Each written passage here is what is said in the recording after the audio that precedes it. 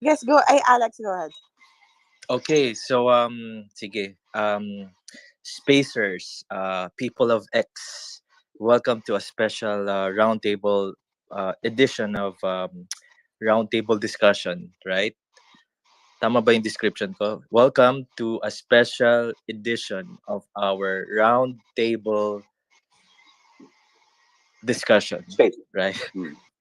So this I guess today or earlier yesterday, a stark reality unfolded before our eyes.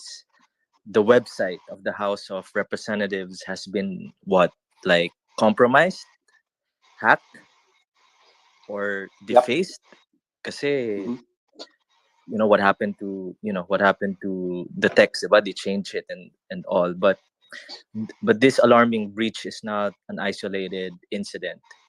It comes hot on the heels of a series of cyber attacks that have targeted various government agency, not only the House of Representative, diba? Or ano pang mga government websites that were hacked. So we're gonna discuss it later. So the big questions are, what does this all mean for our nation's security and data privacy?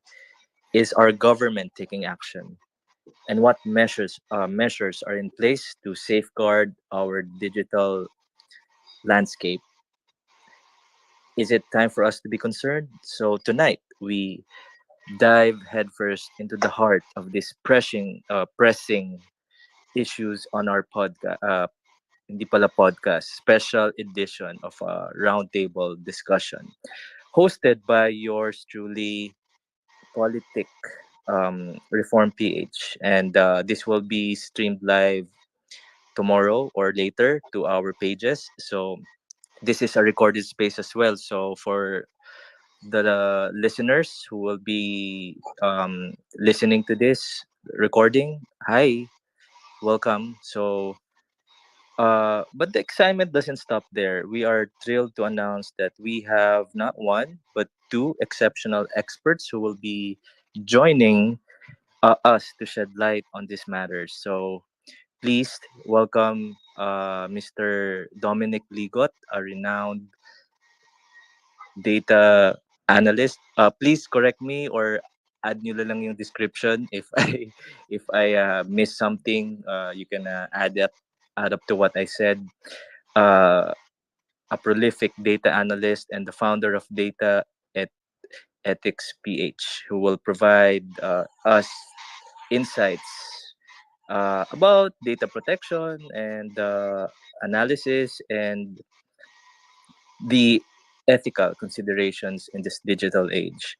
You can follow him on his Twitter account. So, ayan. Did I say it right? Your descriptions, Doc Ligot.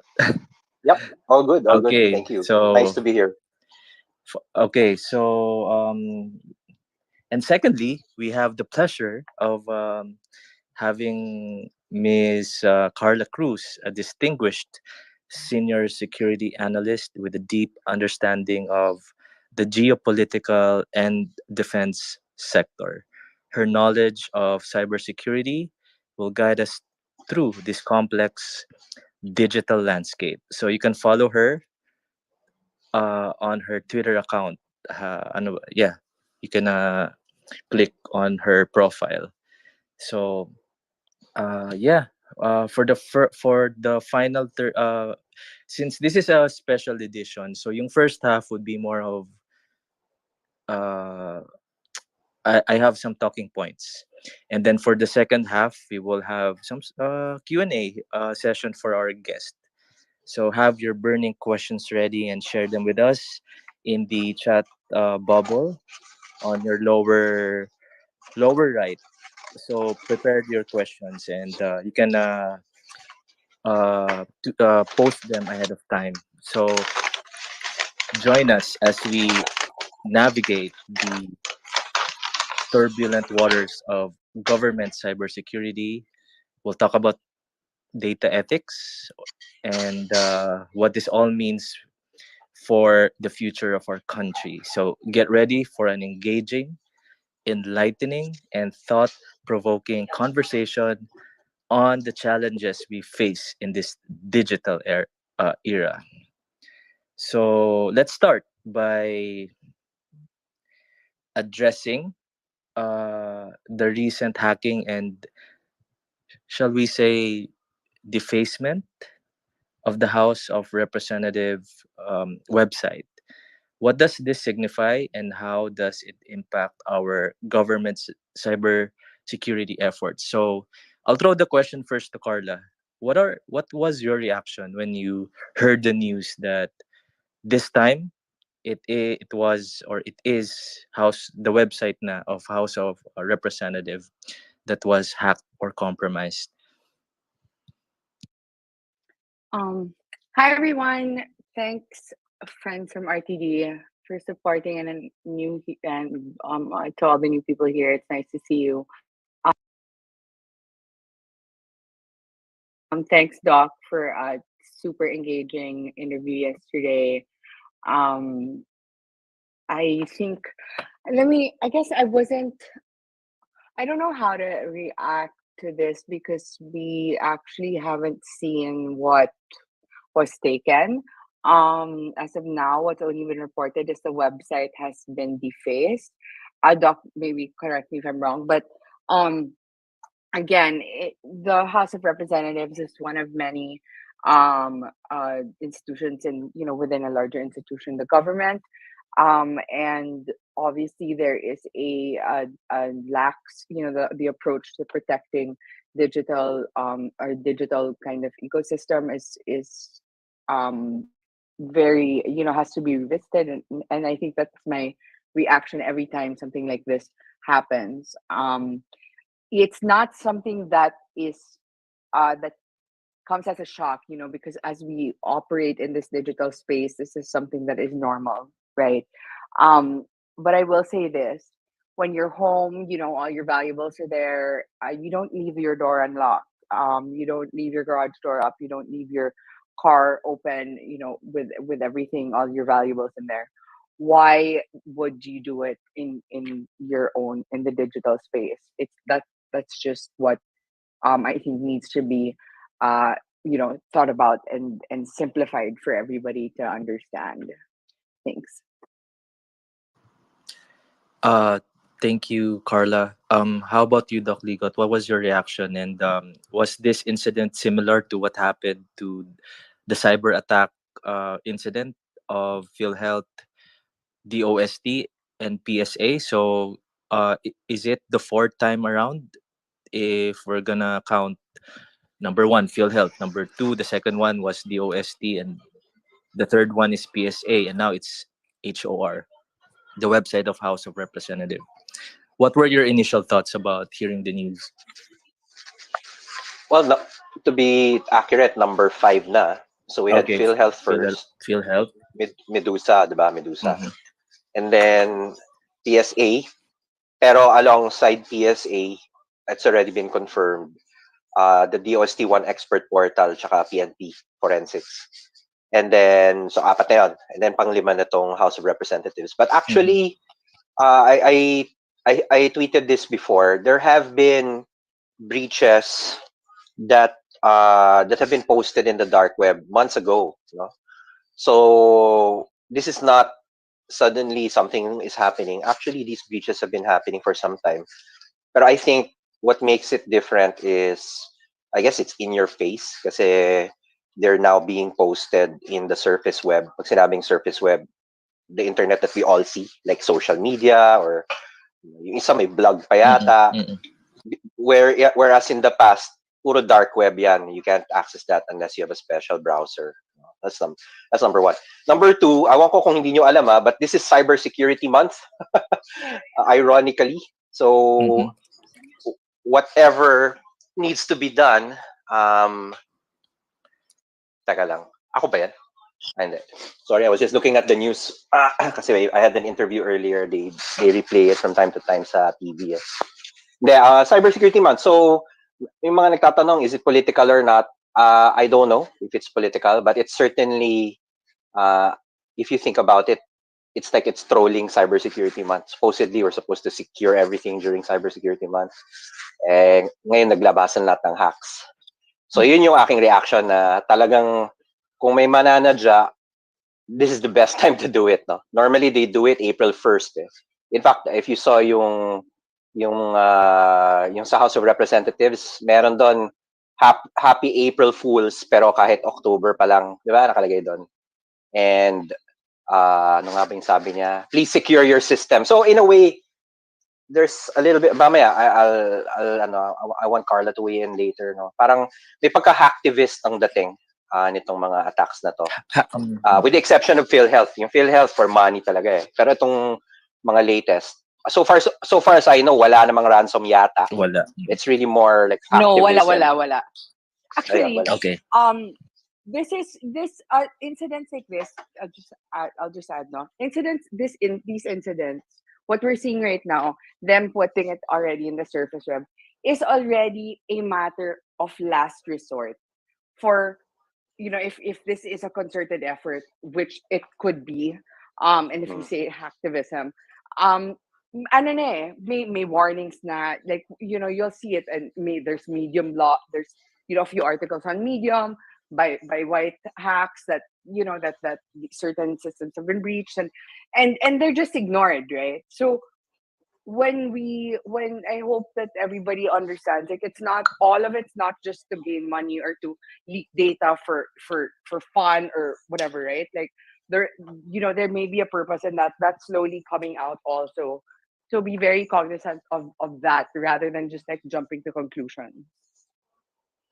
Okay, for the benefit, Sir Doc, like, okay, what is, kasi you mentioned a term, it's called hacktivism. Can you differentiate, are you referring to white hat hackers and white hat hacking? What are the difference between the two for the benefit Sige, of the listeners? let's get some terms. Yeah, let's get some terms sorted out. So una yung mga hats. When you say white hat, these are basically hackers who help the system. No, you're either employed by the government or you're part of a commercial or sometimes non-profit pa nga security group, and your goal is to strengthen systems by testing them. No, so white hats are good guys. Then you have the black hats. Pag sinabing black hat, talagang they're there to cause mischief or to attack systems. Mamaya yung mga motivation, pero they're really there to undermine your security. And then there's in the middle, parang Jedi, no? Parang in the mga gray hat. Yung mga gray hat naman, actually, I don't really believe gray hats per se. Kasi if you're a gray hat, that means you also do black hat work. Or maybe they were formerly mga black hat and then ngayon nagpapaka-good guy. But they're kind of in the middle. Okay, so at least alam mo na yung spectrum, white, black, and okay. There's now yung sinabi kong hacktivism. That's a further, I think, classification on what are the motives. So, for example, let's use recent yung kay PhilHealth, yung ransomware group. That's a for-profit hacker group. Talagang they're there to make money. Nasa nang pakialam kung government ka or private company ka. In fact, I don't know, some of you might have seen, they post their trophies on their blog. Pero you won't be able to find their blog unless you go to the dark web. Mga previous mga kills nila, no? Some of them were nakakollect sila sa iba hindi. Sa PhilHealth supposedly hindi. So they just do it for money. Pero yung mga iba, I'll just use hacktivism as a general term. Merong pinaglalaban. They have some sort of an ideology, whether it's a political type of hacktivism. Like for example, yung ongoing ngayon, war between Israel and Hamas. May mga hackers din dyan. Or nung time ng Ukraine versus Russia, may mga hackers din dyan representing both sides. And they're fighting for some cause. No? There's also a form of hacktivism which is more of nagpapaka-gray hat where they'll attack a system just to show how weak it is. And I feel na may ganong vibe. I don't know for sure kasi I'm just going by the report. Minimal operational impact yung type, yeah. But like high, I mean minimal operation impact but high like high, I guess, audience impact, 90% type thing. Yeah. All Can right. you tell them about their teams, Doc? Para The ano? when they hear yung red and blue. The teams. Okay. If you attend mga hacker events, like yung mga DEF CON, usually they have these exercises where you have teams that fight each other. So normally you have an offensive team, red team ang tawag doon, and their goal is to penetrate the system. Then you have a blue team, defensive team yon. Their goal is to spot and block the red team. And then they have yung pinaka-common na exercise dyan, yung sinasabi nilang CPF, yung capture the flag, which is essentially para siyang game, no? So somewhere out there in this fictional system that they set up is some sort of a file or a document, and the goal is for the red team to find it and get it. And ang goal naman ng blue team is to intercept. In a way, it's a good practice to have red teaming and blue team. Para ma-train. Pero if you ask me, kasi these exercises are staged, and usually the vulnerabilities are quite known. In real life, some of the vulnerabilities sometimes are hard to find, or some of them are stupidly open to find. So minsan yung pinagtitrain mo sa red team and blue team, hindi talaga yun yung nangyayari in real life. That's just my opinion. So in a way, for me the best thing to drill is really yung mga non-technical people, yung mga employees, ganyan. Kasi they're the clueless people. So mga red team and blue team, yun na yung mga cyber people. They know better, no? Anyways, I'll stop there kasi ang dami ng details. Thank you, Doc. Just you have a question before I throw in the second one. Follow up. Yes. No. This is the second question. Actually, one of the reasons, kasi if you will see your audience, siguro most of us, myself included, do not actually know. I mean, do not have an understanding. Okay, so na-hack yung House of Representatives, so na-hack yung PhilHealth, so na-hack yung ganito. Parang can you tell us in a layman's term or in ways that we can understand, what does it mean for us individuals? What does it mean for a regular Juan de la Cruz na the government websites are actually being attacked, and it's the fifth one na pala, and how many lang in this past few days. So ano yung ibig sabihin nun for us as an individual, and what does it mean for our country? Ano yung magiging effect niya dun sa atin as sa gobyerno, sa economy, dun sa Marcos administration. Baka you can give us an understanding of that. I think we need to stop using the word hack. Doc, do you agree? Yep. I think it's before we say that it is, like, let's call it a cybersecurity incident, right? And these are events. Guys. So if for you guys who don't know me, I work on emerging technology policy. Cybersecurity is one of them. I've been working in this space for like maybe the last 6-7 years. And so if you, like we say, the terms are very important in order to communicate what it is and not actually instill fear, right? But actually help people understand what is going on and what they can do, in their own way, and what they need to observe of their own behaviors, right? So a cybersecurity event, whether positive or negative, but is determined to have an impact on the organization, and this prompts a need to respond and recover something, whether it's a connection, whether it's whether it's a connection, whether it's information, it's if there's a violation of the law, if it's against their security procedures, whatever the case may be, right? These occurrences have a framework, right? And so to say something has been hacked is like to take something apart, right? And take, that's what it actually means. But if you say, is this cybersecurity incident, this is what it is, right? And it is something that it's an event that jeopardizes a system or system of systems. What's your question, Just? Okay. Yeah. So what does it mean? What does it mean for a Juan de la Cruz, for us normal individuals?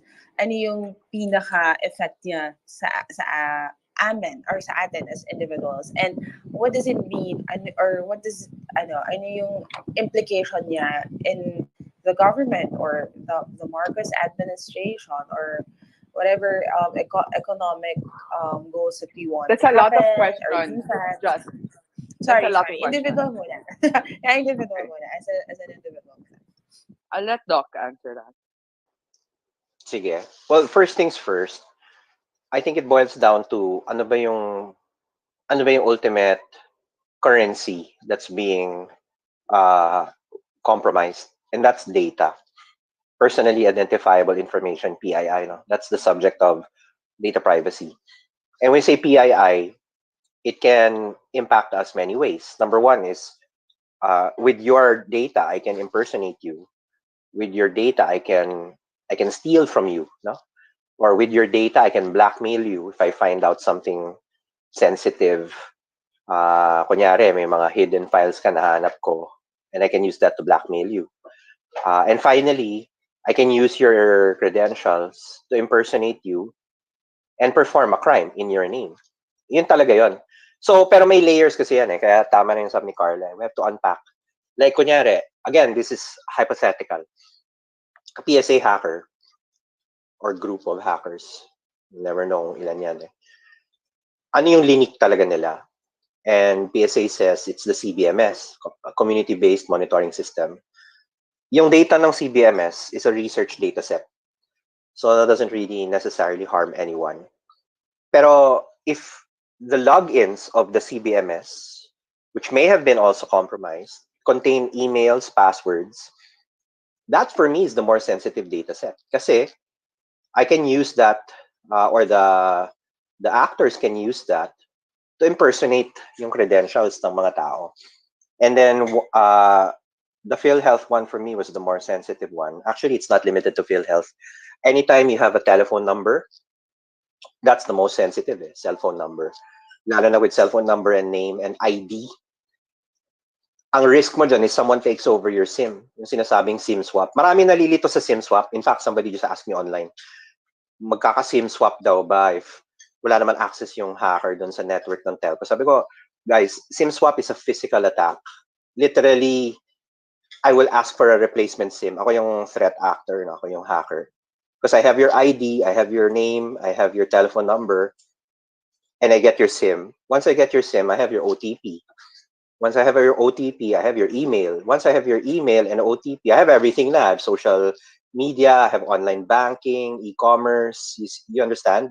And even itong Congress, again, I'm only speculating, paano ba madi-deface ang website? Malamang nakapasok yung actor sa website. Paano makakapasok yung actor sa website? Eh di alam niya yung username and password nung admin, di ba? Admin. What if that admin password pala was one of the passwords that was leaked God knows how many times already, ages ago? Yun eh, di ba? And kaya nga yung defense mo dyan normally is, if we want to talk a little bit about it, being careless about PII is number one. For example, punta kang hotel, you donate all your data to the hotel willingly. Diba? You go to PhilHealth, you donate all your data willingly. And the problem is, if you have no guarantee na yung tumanggap ng data mo, basically the data controller, as we call them sa Data Privacy Act, did not guarantee the safety of your data, then that's a betrayal, no? And kawawa ka naman. Kaya the other defense that I was recommending lately sa Teleradyo and other appearances is a bit more baroque, meaning make sure you don't use the same set of credentials na. Kasi dati, di ba you're encouraged to centralize because of SIM card reg. Para isang number na lang lahat para madali. Eh kung na-compromise yung number mo na yan, tsaka yung email mo na yan, then you're exposed. So for me, parang, okay, let's just assume anything you donated to the government will be hacked, will be breached, will be stolen. Make sure na it's not the same identity you have in your online banking, in your GCash. Di ba parang may nabalita rin yata ngayon, although I can't confirm it. Parang si GCash nagkaroon din ng problema. Ganun lang naman din yun eh. I had a conversation over Instagram just the other night. May nagreklamong citizen na may nagpa-pop up daw na messages sa IG niya na hindi niya mapaliwanag, or sa Facebook niya na hindi niya mapaliwanag. And then may parang nambubuli sa kanya, sending him photographs of events way in the past. So he feels attacked. Sabi ko, have you changed your password? Sabi niya, hindi. And it's been ages na raw since that he changed his password. Sabi ko, just change your password agad. Yan yung first thing na gagawin mo. Kasi malamang either nahulaan niya yan or kasama ka sa isang breach sometime in the past. That's the first thing kasi people will use that data for it. Anyway, I'll roll it back. So may nag-breach ng CBMS. Most likely, hindi naman din sila yung gagamit ng data na breach nila. Ibibenta nila yan. They'll post it online. And then some other more nefarious people will find that and test it. No? Kaya that for me is the implication. Pag may nakikita kayong breach, isipin ninyo, is it possible na my data was in that breach? Even if it's remotely possible, find a way of securing your identity. Kasi yun talaga yung currency nitong mga breaches na to. I'll stop there muna. Okay. Sige. I'm trying to understand yung about what's the term? PII, personally identifiable information. So that's the currency now that is being exchanged and abused and used for these nefarious activities. So for the listeners talaga na hindi talaga technical, especially those who will be listening to our replays or recording, what are the most common types of cyber attacks and how do they differ in their methods and goals? So for for let's say lima na yun, 'di ba? We have nung una PhilHealth and then DOST. The third one is, tama ba? Correct me if I'm wrong. Yung portal. Kaninong portal yun? One DOST. Expert portal. Tama ba? Mm-hmm. Yung DOST. And then, so, iba-iba ba yung nangyaring cyber attacks? How can ano yung mga categories? We'll start with PhilHealth. What is the type of, anong klaseng cyber attack yung nangyari kay PhilHealth? Well, at this time, at least for me, I don't know kung Karla has info, hindi pa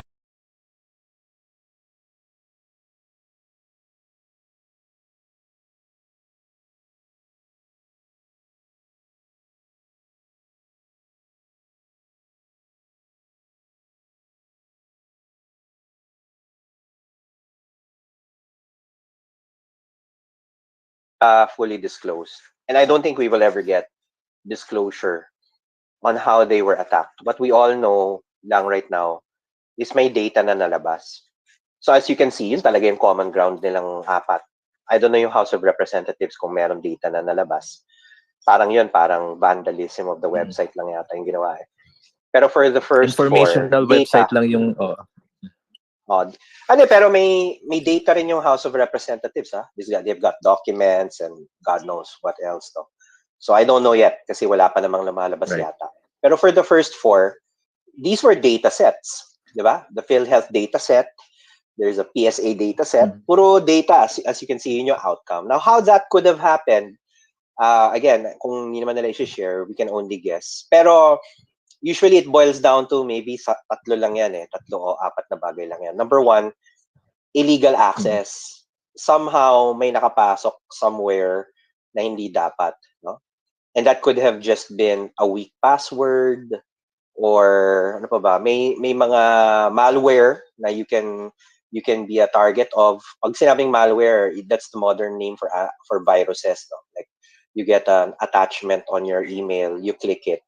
Usually yung role ng email na yon o yung attachment na yon is to send information back to the hacker from within your computer. Kumbaga, may instructions na siya kasi yung mga passwords, for example, sa Windows, if you use a Windows PC, they're all in one file lang sa Windows. If you know where to look, it's all there. Or even sa mga browser, di ba, if you use a browser password manager, that's just one file. So alam nung hacker yan na, okay, I'll send an attachment.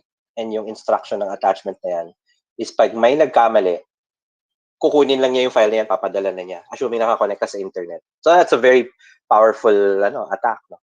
Another attack is, itong medyo mas komplikado na to, pero ka-Hollywood na to. Pero it still happens, yung sinasabing man in the middle. Sinabing man in the middle, usually this happens pag you're on a public Wi-Fi, you can impersonate kasi a Wi-Fi spot eh. If you're a bad guy. Kunyari, I'll just use as an example, sa SM Mall, diba? SM free Wi-Fi. I never connect to SM free Wi-Fi because you'll never know kung totoong SM free Wi-Fi yung nag-connect ka o yung katabi mo lang pala yan dun sa food court na nag-broadcast ng. You can do it with your hotspot, di ba? You can name your hotspot SM free Wi-Fi. And then pag may nag-connect sa, tama. di ba? So what if pag may nag-connect? Pag may nag-connect, ang gagawin na nung threat actor, dadaan na yung connection sa computer niya. Masisilip na niya kung ano yung ginagawa mo. So for example, when you type a password sa Facebook, makikita niya yung packet na yan, dadaan yan sa computer niya, nasi-sniff niya yan. Kaya, yan yung actually for me, one of the most dangerous eh. Lalo na sa mga, mahilig banatan ng mga actor na yan, mga school. Kasi sino ba yung naghahanap ng free wifi? Mga students, diba? Or in a mall, or in a hotel. Hotel siguro less so, but you know, never know, di ba? Kaya careful kayo na alam niyo yung Wi-Fi na kinokonektan niyo. But okay, it only becomes dangerous naman. I'm still talking about the man in the middle. Kung hindi encrypted yung communication mo. So how do you ensure na encrypted? Pupunta kayo to a website, make sure may alam mo yung kandado, SSL encryption, HTTPS. That's one way. Or if you're using a VPN, virtual private network. And there are VPNs for sale. You can use a VPN on your phone or on your computer para talagang shielded yung communication mo. But again, most people don't care about that. So, saan na ba tayo? Weak passwords, man-in-the-middle attack, malware on the email. No? I think the fourth is more of na-leak yung details mo because of another breach. And either hindi mo alam or careless ka lang, hindi mo pinilitan yung credentials mo. For me, the first 24 hours is crucial eh. The moment lumabas yung details mo and may kumuha na ng data mo, you can bet within the first 24 hours, somebody will try posting a transaction, somebody will try sniffing your credit card, somebody will try, I don't know, ordering something from Lazada. Di ba, mga ganon. It's very fast. Kaya magugulat ka na lang, biglang meron kang, merong bill, no? Maybe, sige, lagay tayo number 5. Number 5, it's a bit harder to do, but makakapal yung mga mukha ng gagawa niyan. Nasa financial crime na yan. Mga impersonation attacks and yung social engineering na sinasabi. My mother was a victim of this. And paano siya na biktima? I'll narrate it para you know when it's happening. Okay. Somebody will call you. Hi, this is example lang. Hi, this is BPI tech support. We detected some suspicious transactions sa credit card ninyo. We'd like to run some tests. Very very straight Sabi ko, sige, paano yan? Sorry, testing lang natin.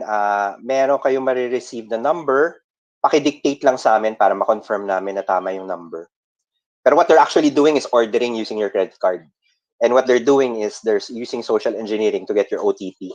Usually, pag mga senior citizen, mga utu-utu yan, sorry to say it, like my mom, nakadalawa, 3 OTP siya na binigay dun sa mga assailants. And nagulat na lang siya, pagdating ng credit card bill niya, meron siyang 200 plus thousand na outstanding balance na hindi niya malaman bakit.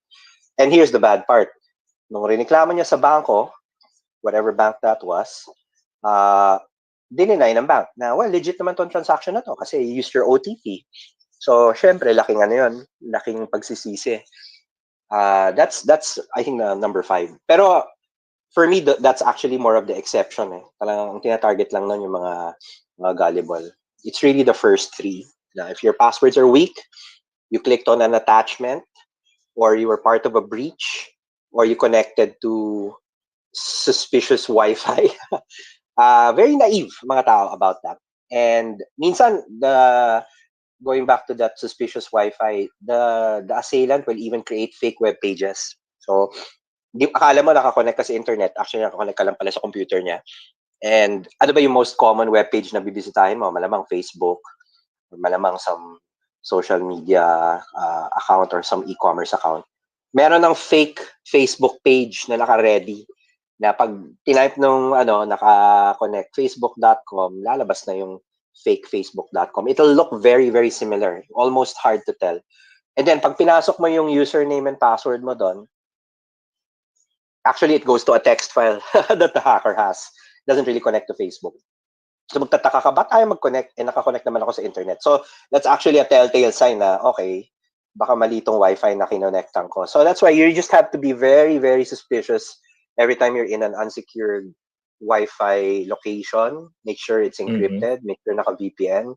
And yun lang, ganun lang. Just, pero yeah, it sounds simple, no? Pero a lot of people get victimized by that every day. So, balik tayo dun sa first idea. It's all about the data. Yan talaga ang pinaka-sensitive. And later, when we talk about government, I'm a little disappointed that they don't talk about the data too much.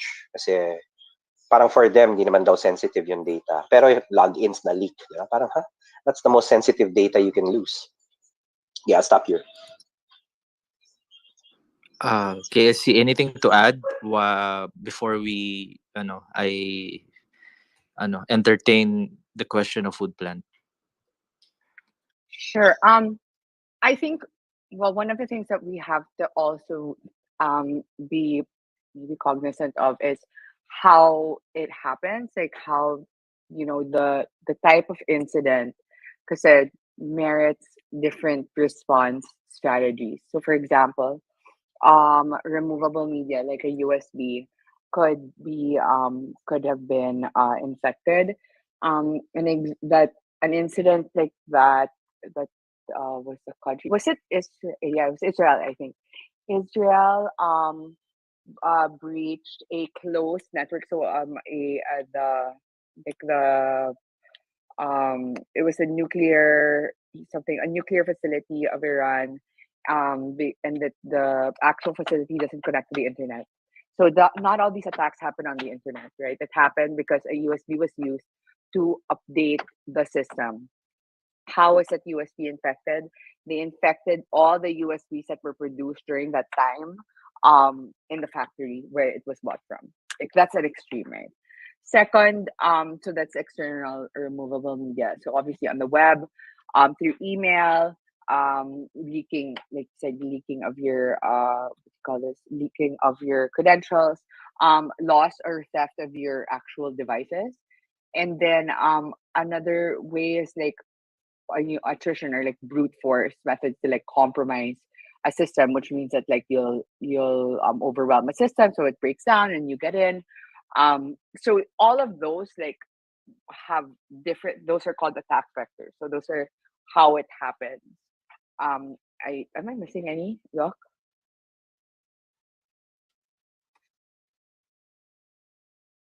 No, I think that's it. Yun na nga. Yung sinasabi ni Karla, that's more about looking at data transport. So kanina I was saying about diba, Wi-Fi. Pero Wi-Fi is not the only way you transport data. Yan, mga USB sticks, anytime you copy a file from someone. For example, and this is not to discourage or encourage anyone, rather this is to discourage anyone. Yung mga recently posted leaks, no? There's a website na ginamit. Notoriously malware driven yung website na yun. The moment you click a link, it plants something agad sa browser mo.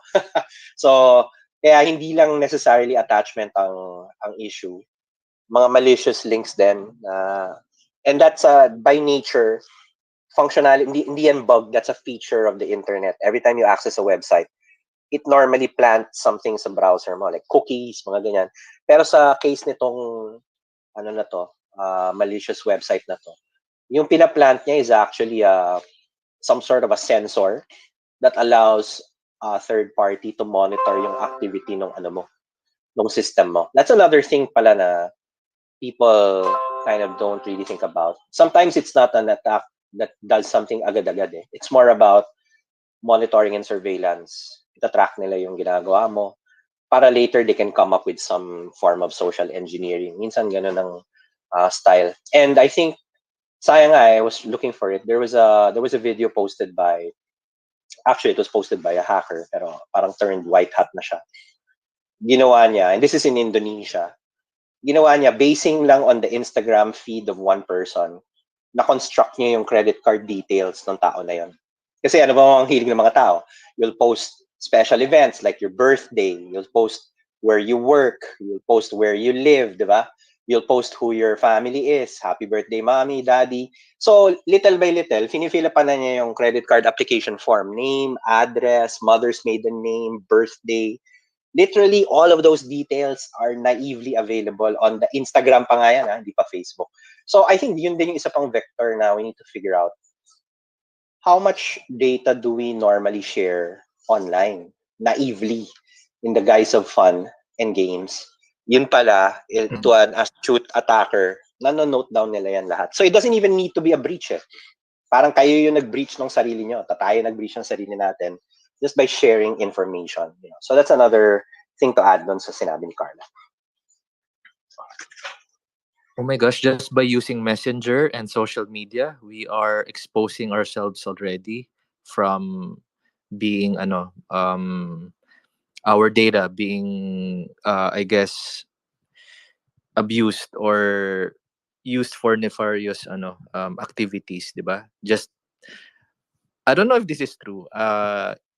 Like for example, Messenger, I was told that it kind of collects here parang the app hears your conversation and then it stores it to a system or something, and it's being used to spy on you. I don't know who is the other the Ano yan? Iba naman perpetrator yan. or the I think that's Iba Iba yan, iba yan. that's Iba yan. closer Iba to yan. that's more of a privacy problem, and that's really a platform issue. Lalo na si Facebook. The whole Meta Facebook. family of Okay. apps. Lahat ng mga Meta Okay. apps, Instagram, WhatsApp, Facebook, they're really designed to gather data. And yung point naman nila dyan is it's used for marketing. No? Para alam Yeah. nila, kunyari, advertising. Ang client naman nila, hindi tayo eh. Tayo yung product. Ang client nila yung It's mga like brands who want to it's like sell stuff. Cambridge Analytica. If anybody knows, it's the Mm. same thing, right? They hear what you're upset about and they target the content to you the same way ads are targeted to you because you say, I want this bag. So obviously the bag appears. And they're not spying on you. They're listening to the things that you like. Yun, that's more of in a way, it's kind of legit hacking if you think about it. Yeah. And you Plus gave social permission. engineering. Yeah. Hindi pa nga Yeah, social and you gave engineering yan. permission. You actually Yes. gave permission to Meta to get that data dun sa terms and conditions. So lahat tayo sa pool dyan. Ang only defense mo dyan is huwag kang gumamit masyado or use it sparingly and don't share too much data online. No? Like ako, to be honest, I'm back on Facebook only this year because ang dami ko nang sinishare about AI. But before that, I had been out of Facebook for 12 years. I didn't have any plans of coming back. Me going on 13. Ayun. So, parang winay ko lang na, okay, most of the audience is on Facebook. So, I might as well open an account. But I only use it to manage a page. I don't have anything on my account. So, ganun lang din. Parang, just be Right. careful online. No? Okay, food. Thank you. Hold on. Sige, go. Wait, sorry, just one more thing. Did you ask a government question? Not yet. No. Not yet. We're gonna Almost. go Okay. Almost. Okay. almost. Food plant. You have a quick question for our esteemed guest. Ayan. Hello po. Thank you po. Our to topic is everyone. cyberattacks of Yes. government Yes. websites. Yeah, clear po ba ako? Clear? Yep. Okay, thank you. Hello po sa ating mga host at ating mga guests at sa lahat po nakikinig. About cyber attack, question ko lang po, saan level na po ba ang Pilipinas about the security, about cyber security natin? No? Anong level na po tayo sa tingin ninyo? And do you believe also that the company of social media like Facebook, Twitter, TikTok, sorry, nag-trade po ako, TikTok o yung mga big company ng social media, that they can use these our files to play with us or to do something like behind us or whatsoever, because they have all our files, and even the owner of the globe and the smart or any about holding our profiles in the big company. Do you believe that they can fight against us, that behind us they can use our files, not only just a cyber attack?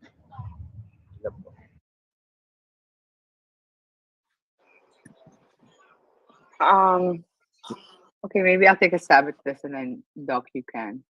Um, Mhm. I don't know what you mean about at what stage, but sad to say, in the Philippines, cybersecurity isn't actually a priority. Um, the country, whether, however we look at it, whatever framework you use, the country is at the very early stages of digital transformation, and there's a misconception that threat actors don't pose as serious a threat to the Philippines, or that the Philippines is not a target. But with the pace of digitalization, and which is like the use of technologies to to do everything, which maybe was accelerated by the pandemic, it's changed the processes.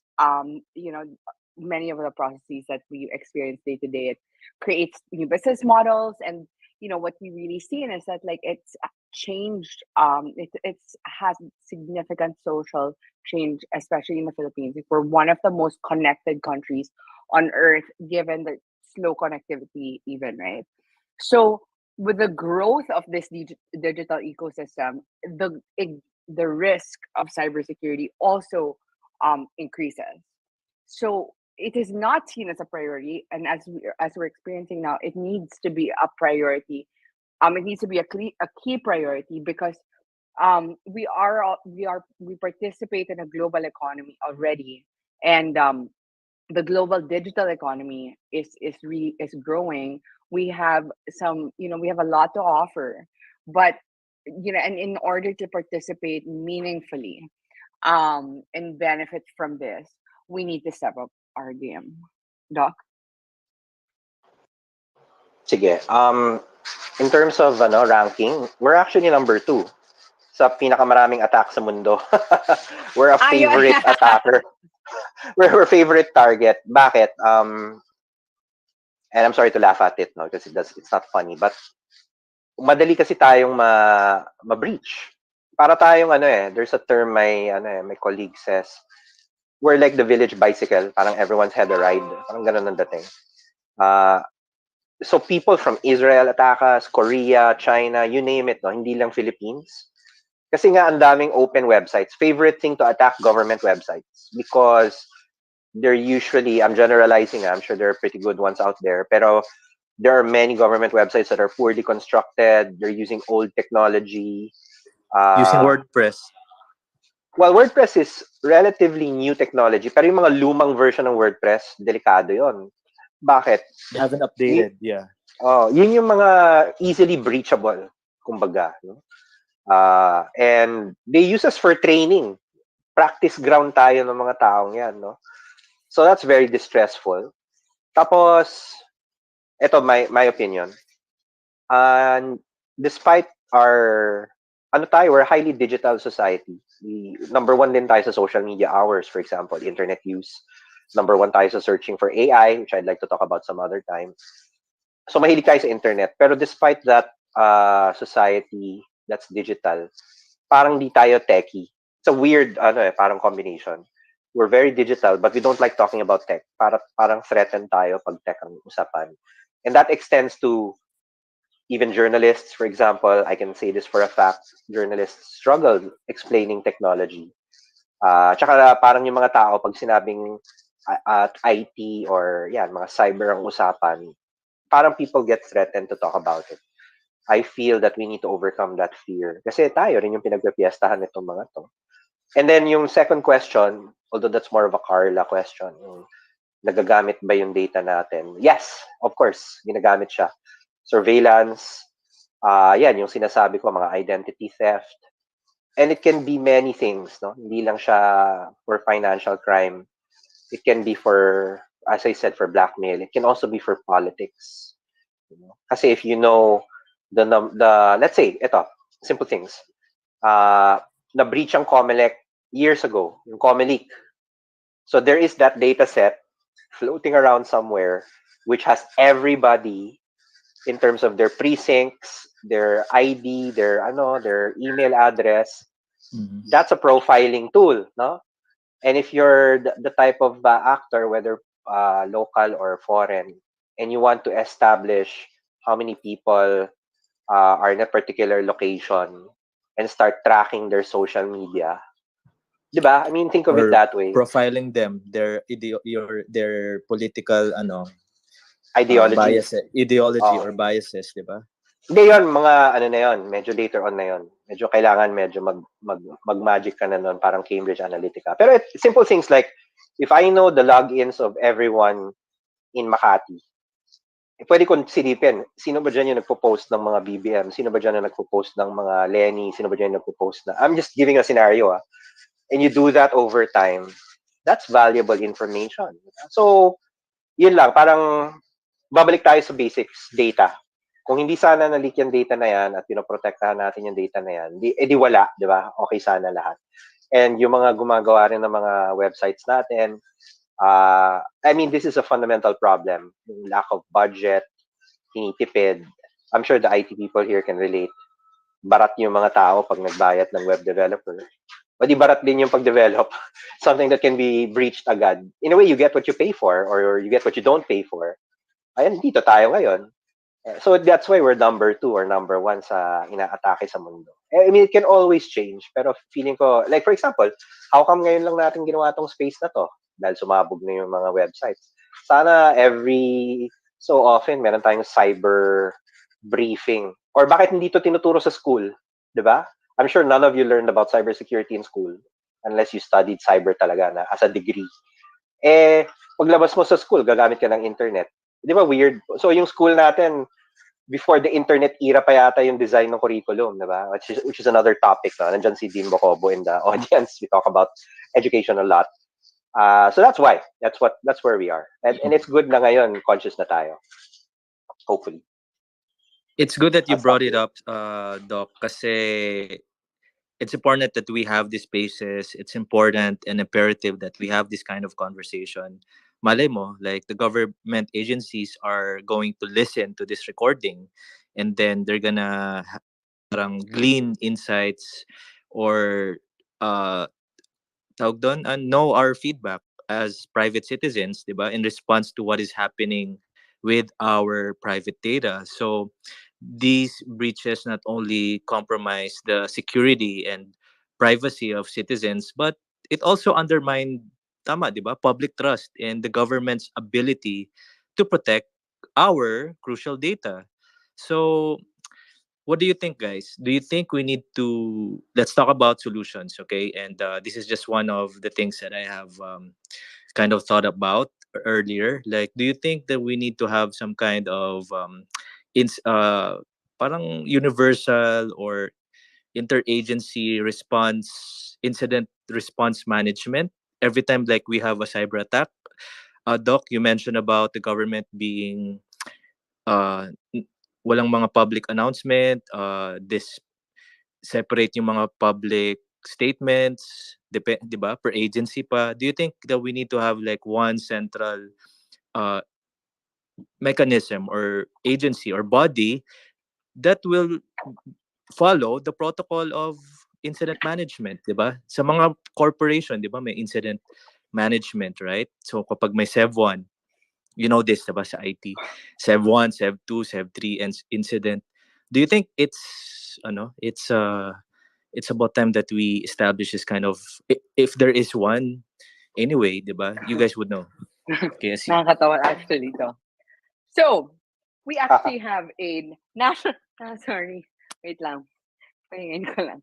We actually have a national cybersecurity emergency response team. We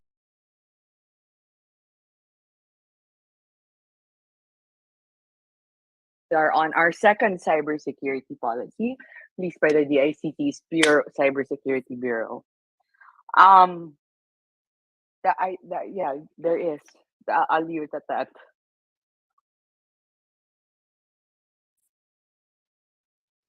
So dun pa lang dapat we should follow the statements, 'di ba? From this from what may nag-release ba sila ng statement KSC in response to, the cyber attacks? Let's take into account the recent one, the HOR. Have they released a statement for the stakeholders for us to know, or in response to what is happening. What's the agency called?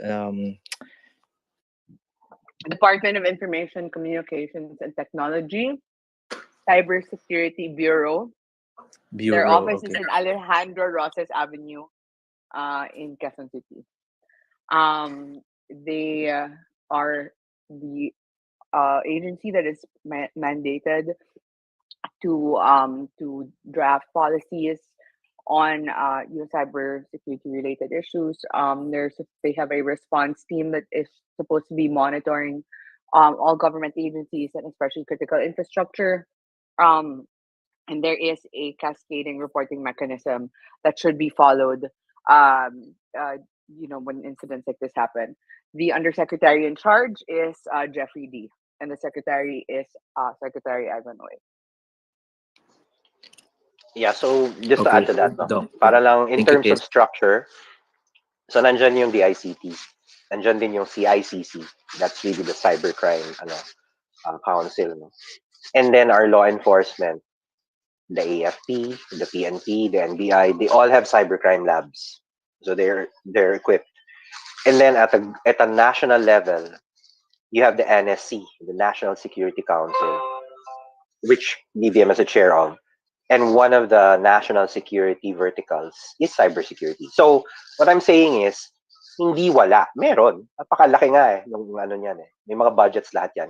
So I'm wondering, what keeps the whole thing from working? And I'm not saying it's not working. Kasi syempre, ang nakikita naman natin, yung mga sumasabog lang. And as I keep saying, maraming breaches na never na natin nalaman.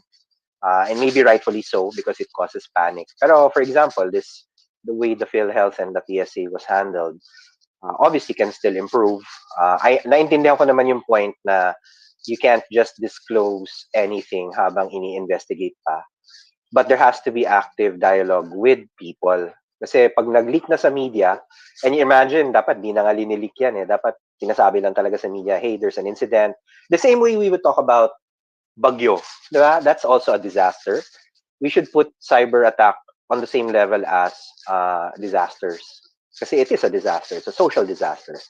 But tingnan nyo kung gaano kalayo yung treatment. We have evacuation plans pag sumabog yung bulkan. We have we have a national disaster coordinating council that moves resources around para, right. di ba? What do we have if we have a breach? Wala, Facebook. So, alam mo yun, parang we need to really elevate it to that. Yeah, exactly. Mali yun eh. I think we need to, certainly there are structures. All we're saying is, mukhang may kulang, number one. And then number two, I think we do fire drills. We do earthquake drills. We never do breach drills. Yung mga cyber people lang, nagdi-drill sila, yung mga red Good team, blue point. team. Yes. Pero yes. ikaw, I mean, kayo, what, I think right now, reflect right now, meditate kayo. What is the first three things you will do pag na-breach yung identity nyo? Pag kunyari nakita nyo may gumamit ng credit card nyo, what will you do? Wala. Panic yan for sure. Complain to okay, what's going to be the first thing that I will do? What agency first thing you do is you call your bank to block the card. That's the first thing you do. Second thing you do is check. Secure your financial identity. Next, check how many other accounts share the same credentials as that credit card. Block lahat yan immediately. Social media, Facebook, social Instagram, media, Facebook, X. lahat, Instagram. Yeah. Then number 3, Tinder. I think the problem now is reporting it. Kasi ang unang dulog mo dyan, saan ba? PNP. Oo nga. You're gonna report a cybercrime. The problem lang is, and again, this is not a dig against the PNP. Pero imagine, you're the PNP desk officer. Buong Pilipinas nagrereklamo sa'yo. How are you going to answer all of that? No? The capacity just isn't there. So I feel na baka dapat in the same way we have barangay level for earthquakes or city level for floods. You know, we need that kind of structure for cyber. Kasi mas malaki nga yung impact ng cyber sa tao kesa sa kesa sa yung disaster lumilindol. You can just hide under a table, you know. Hopefully hindi masira yung table. Ano yung table na sisilungan mo pag ina-attack yung identity mo? Parang wala, di ba? trying to point out that we need that awareness, second nature. The same way we know. Like dati, taga Marikina ako. Naka-ingrain na sa amin dati. Pag bumagyo, you watch the water level sa Marikina River. Pag umabot sa level X, labasan na lahat ng sasakyan, labasan na lahat ng bahay, evacuate to the next highest place, which is Loyola Heights, no? Nearby. Ganon din dapat tayo for cyber. Dapat may instinct na tayo. We're far away from that. Very far away. In the first place, kulang din yung cybersecurity experts natin, quote unquote. And most of the experts we have are very new. As in, kaka-certify pa lang, never pa nakaranas ng breach. Mahilig lang mag-games, mga capture the flag here and there. Okay lang naman yon, gawin nyo yon. Pero on a day-to-day basis, they're not equipped to handle. Number one, they're really more techies and devs. Sino yung mga policy people? Si Karla lang yung kilala ko. Alam mo yon? Sino dapat yung nagsusulat ng cybersecurity policy natin? And dapat lahat ng agency yan, hindi lang yung national. And then I failed to mention this. You need to test defenses constantly. Huwag nyo antayin na yung hacker yung mag-test. In fact, that might have been the message. I'm just thinking out loud. Hinak na nila kasi lang nila pakita na bulok talaga. Actually, the proper practice is to do penetration test. We call that vulnerability and penetration testing regularly. And that's a service the government does. So you can go to the ICT for that. You can go to AFP for that. They do that, no? Pero dapat kasama yan sa policy. Tsaka may cost yan. So, I mean, yun yung parang there's that galactic level na agencies are securing themselves. Pero at the personal level, you should secure your life talaga. Make sure, again, balik tayo sa strong passwords, firewall mo yung identity mo, be careful about attachments, don't use public Wi-Fi na hindi ka sure about. I mean, it boils down to that. And then have a 5-step plan to automatically secure your life in case may breach. I mean, in the same manner na nakawan kayo ng wallet or na nakawan kayo ng cellphone, in a way, may instinct na kayo kung anong gagawin nyo. That should be the same instinct to if you suffer a cyber attack. Okay. One thing we need to mention though is I believe PhilHealth attributed the issue to an issue with procurement of antivirus software. So a virus is different from a vulnerability in your system. It's very, very different. And a antivirus software cannot protect you from like a DDoS attack, for example. An antivirus software can spot if there's malware in your system that may lead to making your system vulnerable, but it does not actually prevent it from happening. Doc, tama ba? For the non-techies in the room, what is a DDoS attack? Like, can you explain to us in denial layman's of term? service. Doc, I don't know how to explain in layman's term. Sorry. The simple way to explain it, lahat ng website is hosted on a server or a computer, diba? And these web servers, simple lang naman ang role nila eh. Somebody requests for information, it serves the information. So kunyari, you go to google.com, it's like you're requesting from google.com, bigyan mo ako ng data. Sasagot si google.com, ito yung web page, and then you have your search. Now, these web servers are designed to serve millions of requests per second. Kasi nga, dami nagsasearch. Pero merong limit yan. Hindi yan unlimited. So at a certain point, pag sobrang daming nagre-request, magda-down yung website. That's normal. Now, yung DDoS attack is meant to do exactly that. Parang if a flood niya ng requests yung isang website, to trip that safety mechanism para mag-down yung site na yon. And so what kung mag-down? Well, it depends. What if that website pala is a public service website? Or what if that website is, for example, a major government institution like the Senate, the Congress, or the power grid, yung mga ganyan, no? DDoS attacks are meant to do that. Kaya nga, in a way, it's kind of an organized cyber attack kasi what would it take for you to flood a website with billions of requests? Kailangan rin may access ka to millions of computers and then i-automate mo yon. And that's an illegal thing, no? If you're going to attack a website. And then siguro connect it back to personal vulnerability. That's also one reason hackers want to get control over your computer. Kasi minsan, via malware, ang punteriya nila, hindi naman data mo. Ang gusto lang nila, mag-plant ng software sa computer mo so that your computer becomes a zombie later on na mag-a-attack ng ibang website. So they're distributing it. That's also how they hide their identity. Kasi isipin nyo, how do you know who is the real attacker? Puro iba-ibang IP address yung nag-a-attack dun sa website na yon. So ganun din. That's a parang maybe a secondary or tertiary risk na nagpapa-infect kayo sa kung ano nung malware. Baka ginagamit na pala yung processing ng computer nyo. You can detect this actually. Pag biglang bumabagal yung computer nyo na hindi nyo naintindihan for some reason, mabilis naman yung net speed, it's possible you're actually contributing to processing by a third party. And the way to do that is, scan your computer for malware. And again, make sure that in the recent past, wala rin kayong na-download or na-click na malicious URL. And actually, to augment what Karla said, that's one thing na an antivirus could help do. Kasi kung updated yung antivirus mo, may accidentally ka lang na-click na URL and it's in that virus definition file ng software. In a way, may iba-block niya, no? But you can't rely on that completely kasi that's more of an automated blocking. It won't stop, as Karla said, a dedicated attacker from penetrating your system. Ibang software yon, hindi antivirus.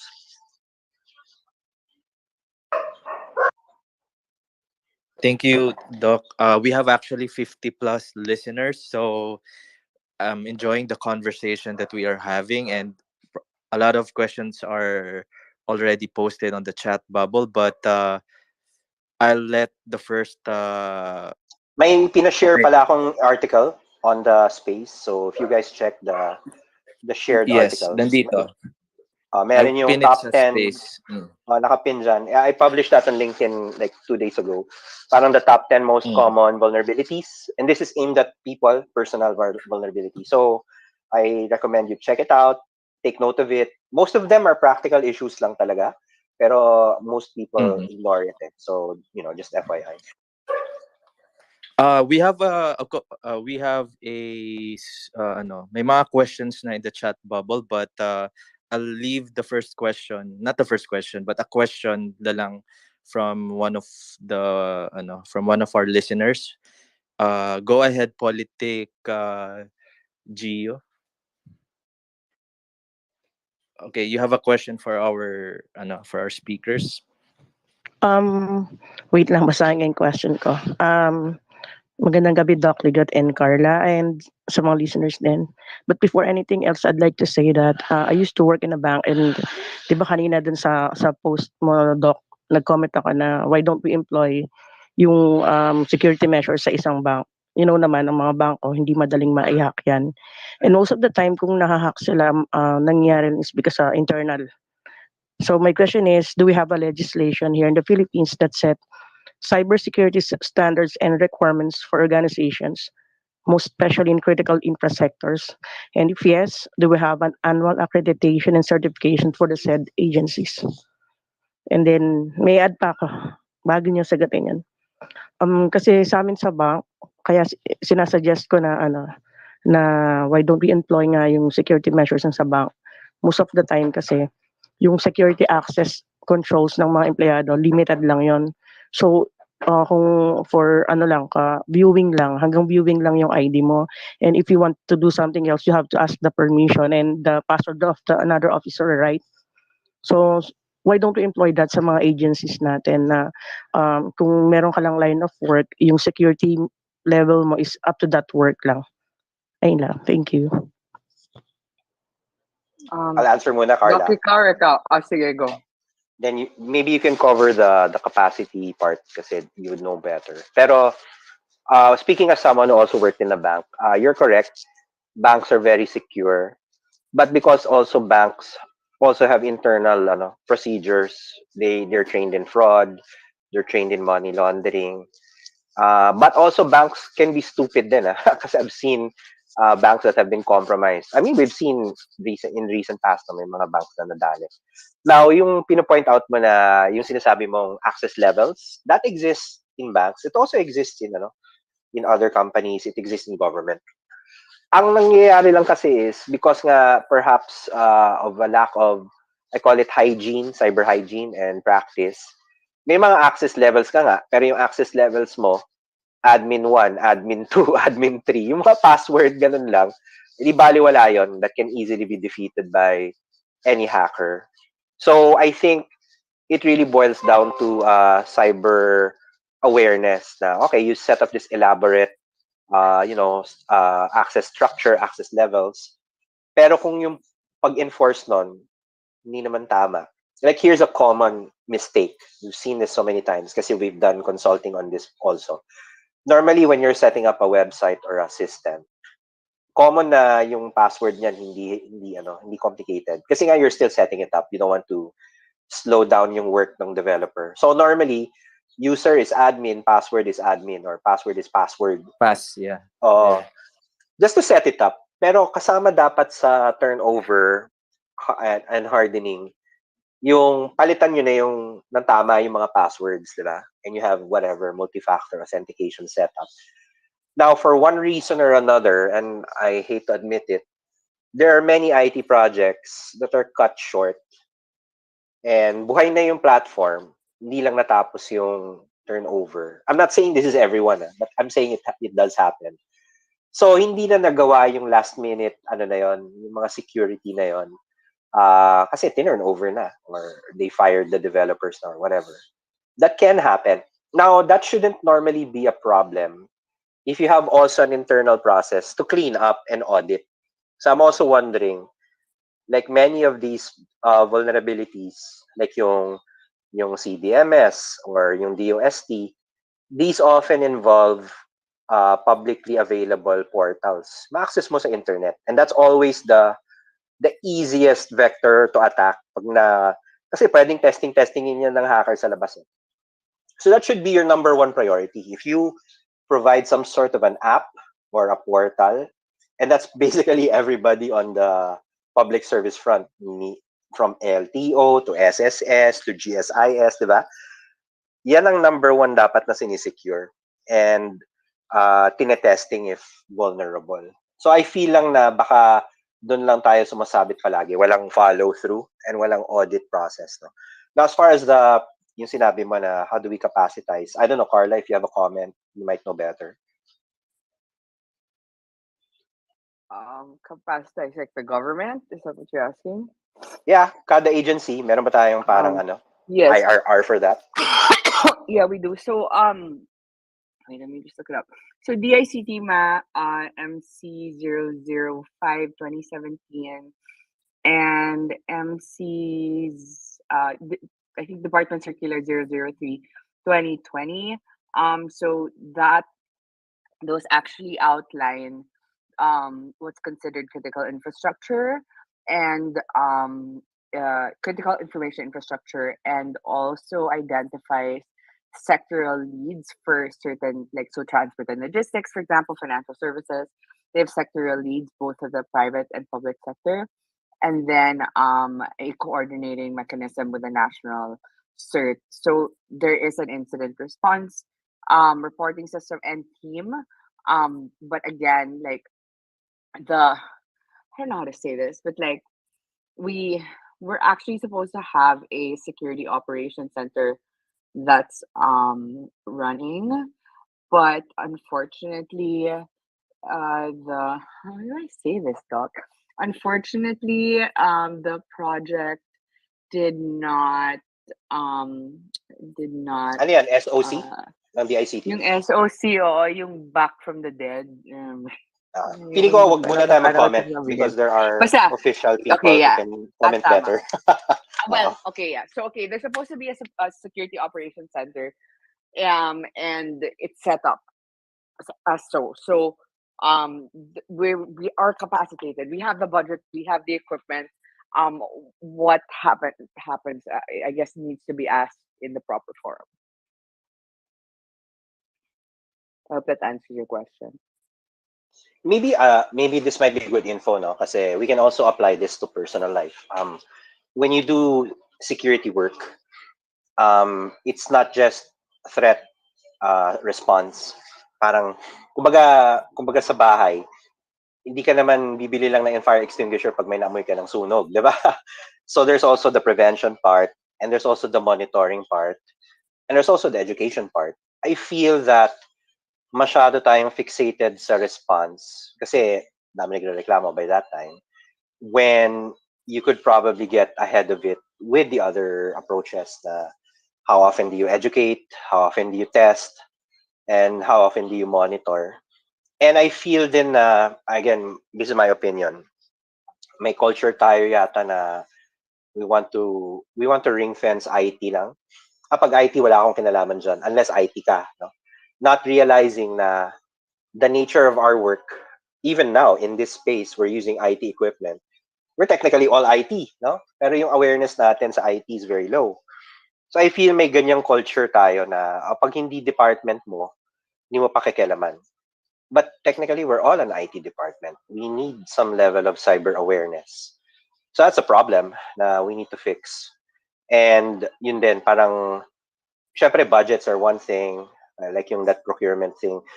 It pisses me off personally kasi by definition, procurement is something you plan for. May budget ka dapat and may bidder. So for something na sumabit doon, tells me na somewhere along the way, the planning process didn't factor in.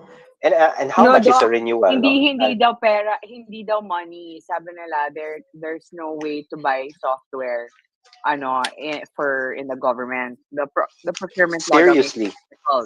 Yeah. Okay. So to answer that already directly, there's a mechanism in DICT that actually enables you to run pilot tests for software. And you don't actually have to go through a bidding process. And then it automatically puts into your MOE every year the requirement, and it is actually multi-year if it's something that you use, constantly. So it's like an email system. That's an email system. Do you have to renew that? Yes. Do you have to go through bidding every time? No, because it's like assumed it's part of what you need to maintain your operations. So for a press release to come out, ito speculation ko na lang, blaming procurement for that issue, and given yung sinabi mo, Karla, na meron naman palang facility to not need procurement, the best interpretation I have is baka hindi aware or hindi na plan. Pero my worst interpretation is procurement is the excuse. And that's a very, very tragic excuse for something exactly. that involves they could have come up with something better. Yeah, especially yung anong impact. There are 1 million senior citizen PhilHealth numbers floating around. Kaya nga by the way, if you guys are not familiar, there's a site na ginawa ng NPC, which I think is a good move. Yung philhealthhack.privacy.gov.ph. I'll look for it para ma-post. And it allows you to search your PhilHealth number to see if it was part of the hack. And ang naka-upload na ngayon is yung mga PhilHealth numbers ng 1 million plus senior citizens na compromise. Yeah, I'll send it to you sa DM. Can you post it para alam ng mga Sige, tao. please. Okay, for our next question, thank you so much, KSC and Doc Ligot. We're learning a lot from from what you guys are explaining to us. For our next question would be coming from Ed. Ed, please ask. You can go ahead and ask your question now. I would like to question, siguro somewhat related to cybersecurity. Somewhat hindi ko sinabing wag. Pero parang naku-curious kasi ako, di kasi ito natatanong ng May kung kay Ma'am KSC saka kay Sir Dominic. May tanong ako, and tawag dito? May kongresista kasi na gustong ipasa yung social media registration. Are you agree with it? Kasi ang dami ng troll. Kung ano-ano na lang kung ano-anong mga troll account para mo iwasan yung troll account na paggawa. Kailangan may registration social media. Kasi nagawa naman natin sa SIM card, why not from social media? Are you agree with it? Ano, ikaw, Carla? Um, yeah, sige, fine. Okay, so I think that this is a knee-jerk response to what happens, right? And we kind of need to dial back and look at why are you going to penalize the platform, for not knowing who their users are. And the law hasn't even gone to a technical working group, but I think we need to talk about this behavior, right? We legislate against behavior. There's laws, the penal code and all of that stuff, right? In the real world. In the same way, that's the same thing you have to police in that digital world, is behavior. It's the protocols, it's how you deal with each other, right? Not the actual platform. Does that make sense? So do I agree with it? No, definitely not. Yeah. I think look a little bit deeper and regulate protocols, how people deal with each other. There's a penalty if you scam somebody in the real world. There has to be the same in the digital world. The registration does not fix that. Oh, may follow-up si Ed bago ako sumagot. Going? Wala? Wala. Sige, Go ahead. So, social media reg was part of SIM card reg version 1. And Duterte vetoed it. He vetoed it, ah. So, SIM card reg version 2, walang social media reg. And what do we know so far? Actually, SIM card reg so far isn't working. That's me, ah. It's actually created a new problem, which is black market SIMs. And we've seen this. I-Google nyo, black market SIM. Literally, naka-plastic pa yung SIM. Somehow, naka-register na siya. I don't know how that happened, pero andyan na siya. And so it goes without saying, or at least has to be said, social media reg will not stop trolling. I think it's the wrong solution. It will actually create an additional problem, which is suddenly there's now another data set that has all of our social media accounts. Let's assume it's already passed. Now required by law, who will hold it? Because right now, the SIM card reg is required to be held by the telcos. So we're now reliant on their security to keep our numbers safe. Pero as we've seen, sa PhilHealth lang, nalik na yung number mo. So who will hold the social media registration, Ed, in your view? Kasi nga, parang kalat na kasi yung, ano man tawag dito? Tinatawag kang troll. Meron kang Twitter blue na mark ko. Ay, bakit hindi mo picture yung nandyan sa ano mo, hindi mo totoong pangalan, troll ka. O, di ba? Parang napaka-ano naman. Kasi, siguro, Sorry to be argumentative, sino yung hahawak ng social media reg? Sino yung magse-safeguard nun sa tingin mo? Cybersecurity Bureau, pwede naman. I think Okay. pwede naman. Sige. Well, yun nga eh. Certainly, hindi natin bibigay sa Congress yan kasi ano sila, di ba? Na-penetrate sila. Hindi natin bibigay sa PhilHealth yan kasi na-penetrate sila. Hindi natin bibigay sa PNP yan kasi na-penetrate sila. So sa tingin mo, yung Cybersecurity Bureau is better than all of them theoretically? Willing mong itaya yung lahat ng social media handles ng buong Pilipinas sa kanila? Pwede. Just kasi, to stop a troll? I mean, I think, Ed, let's talk about it separately. I'd love to debate about it, pero I feel it's the wrong solution. I don't think it's a solution to trolling. Yes, sige. Okay, thank you, Ed. We have a question from Just. Go ahead, Just. Hi, hello. Yes. So the current administration is pushing for digitalization. I think we already have a one government app wherein everything is there, and also I think that is one of the things that the president pushes, diba? So I'm for that. Pero knowing our vulnerability as of this moment. Also, Congressman Sandro Marcos actually has a pending legislation about yung sa ano na? judiciary documents, yung sa mga courts. So, what do you think before we move forward into, do you, first, the question is, two questions lang. Do you think we should still go for the digitalization and yung mga proposed bills like what I said with Kong Sandro, or do you think we should do something first or something of that sort? Well, I know. I just wanted to know what Doc and Carla thinks about this on their perspective. Thank you. Ako mauna. I think yun din yung ano something I recommend to everyone because this is how I also evaluate things.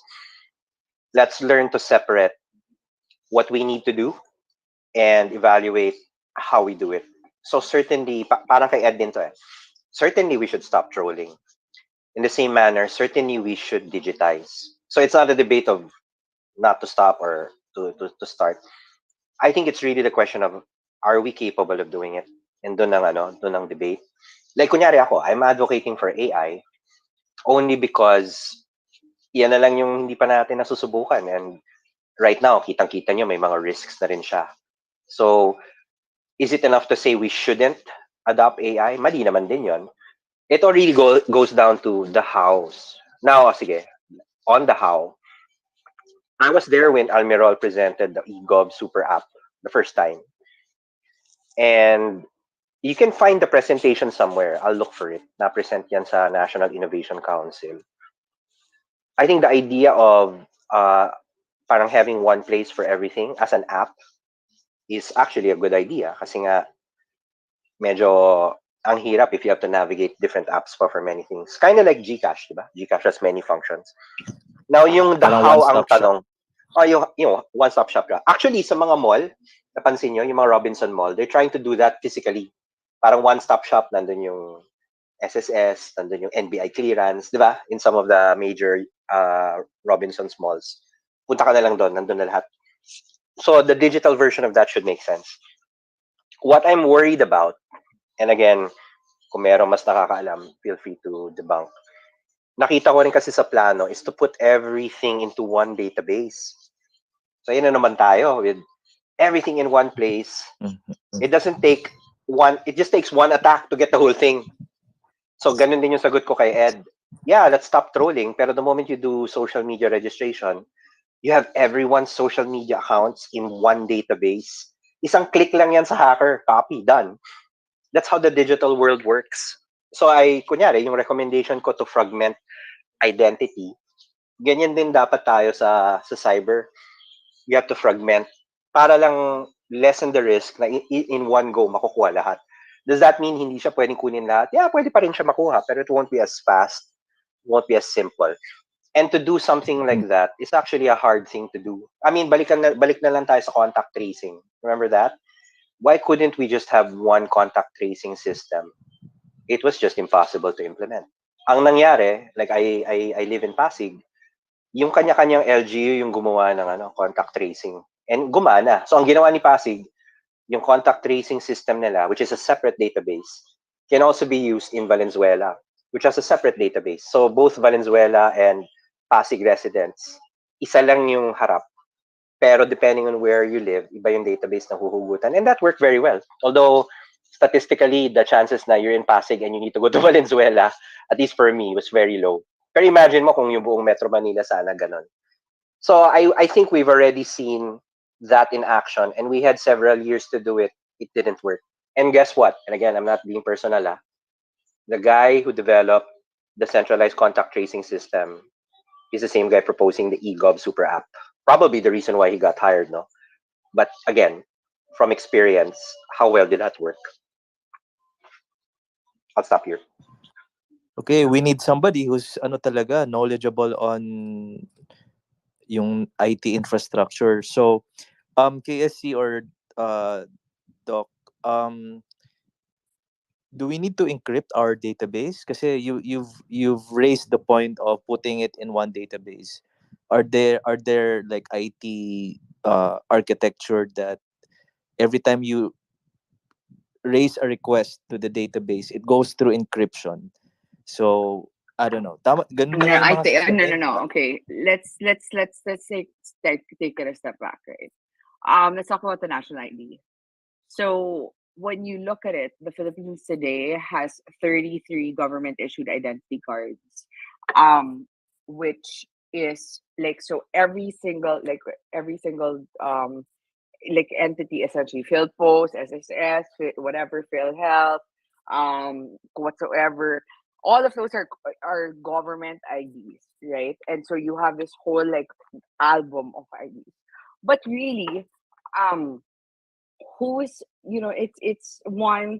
it's the mandate of data collection and management is not like the function of the SSS. It's not the function of PhilHealth, right? All you actually have to do is be able to prove that you are you and you're entitled to that service. Okay. So so um so example, the PSA, is the implementing agency of a PhilSys. And but what is their actual mandate? It's data collection and management. It doesn't go into storage, it doesn't go into verification. So right now, everything behind that is actually manual, and they're to the processes that you have to submit yourself to access or amend information is actually like really crazy. So it's not even about encryption. First, it's like it's actually the actual capacity of these agencies to collect, to store, to verify all your information. A and so when you look at parang when you look at your the function of digitizing doesn't mean scanning. Okay, full digitization means you're able to collect, store, verify, authenticate, um, process, and monitor the function of those data, all in an automated fashion without any human intervention, right? um so when you talk about e-government, it is that, right? It's an ability for a governance framework to effectively deliver basic services aided by technology. And we are definitely not there yet. And like Doc Ligot said, the same developers that develop Stay Safe are actually the ones that are developing all these apps. And it is apparent that there is some kind of conflict in that when you look at it, you know, beside each other. Rather, I mean, minus the fact that it's the Stay Safe app didn't actually work out very well. Am I missing anything? Yeah. Mhm. I think yun ano lang eh. I mean, let's say in a private company, let's say in a bank, there's always a fallback system. Um, because Failover. syempre, oh, 'di ba? You can't have kunyari nag-fail ang online banking, you can still go to the branch. Kasi hiwala yung core banking system dun sa online banking. Like if you remember, I think it was BPI, no, they had that glitch na some people suddenly had ₱1 billion sa account nila. Tapos yung iba nabawian. And then what they said, again, I could I might not be updated pero pag nagkaroon daw ng glitch yung online banking side, pero the core banking, which is where the real money is, was not affected. Whatever that is, syempre sa tao, your balance is your balance. And some of the people who suddenly got a freebie were able to withdraw. I think that was the problem with that. Pero at least meron kang fallback. In worst case scenario, you can do manual. Now, I think, if I'm not mistaken, for most governments, agencies, there is no fallback. Like when the LTO's electronic system fails, you Mhm. don't get your license, diba? So I think on that basis alone, we should already really seriously think, isang pitik lang pala, the whole thing goes down, diba? For any agency, wala kang fallback mechanism. Again, I'm generalizing. I'm sure there are some Mhm. agencies that have a backup system. So dun pa lang I mean, to Supreme answer your Court question, diba? lang. Dom, Mm. Supreme Court only. Meron sila? Wow, Sila okay. lang. Oo. So worst case Doc, scenario, makakasuhan ka pa rin. we're yeah. There's no escape. Sa mga private Correct, correct. company, there is what we call DRP, mga disaster recovery like protocol. Like just in case nag-down yung server, Of course. merong number one, there's going to be like a Yeah. backup system. Wala tayo nun. Only Supreme Court or No, I'll give you a good anecdote. Back business in close 20, agad pag 2018, 2018 na. Kasi I remember this that's when we started data ethics. And I was looking for a disaster recovery plan. So meron nga NDRP, they call it, National Disaster Recovery Plan. DRP, yeah. DRP pa, yeah. And yung floods, earthquakes, ang daming laman. I guess kasi sanay tayo doon. Yung walang laman na to be updated, dalawang sections. One was for a volcanic eruption and the other was for a pandemic.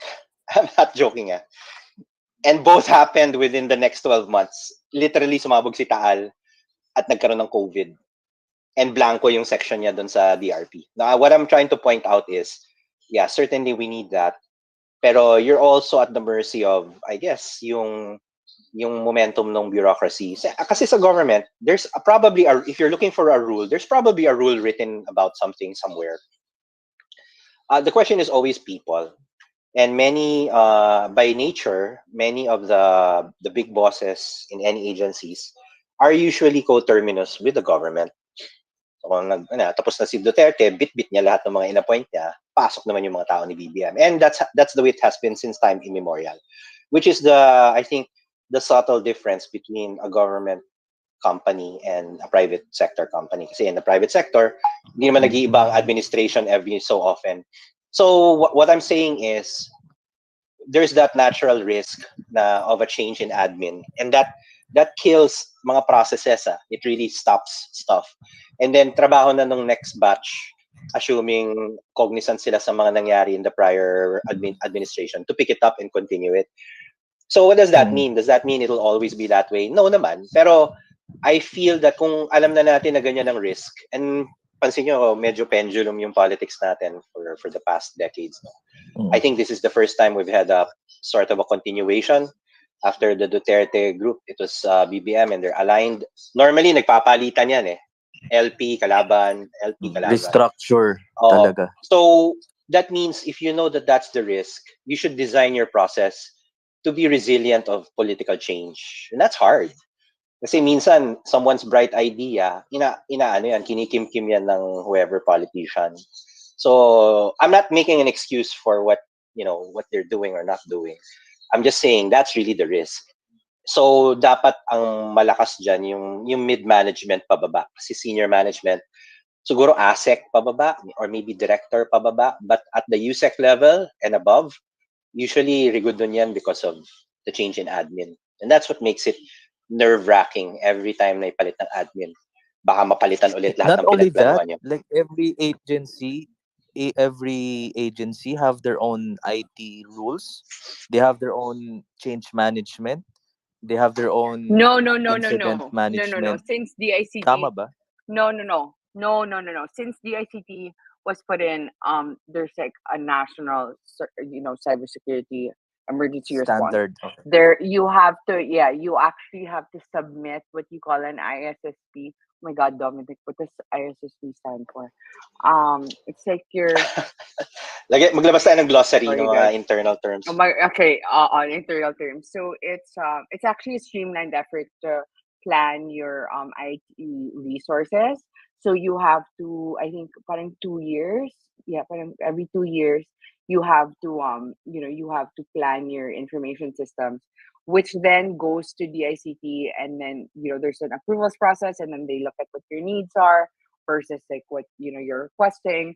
I mean, you don't need like I don't know, like a super fast MacBook Pro if you're only just gonna like type notes, right? So it's rationalizing that, and then because that then allows us to have what you call this allows you to buy better quality equipment versus like changing it every year. But I think the main issue is like for example, DICT is a new agency.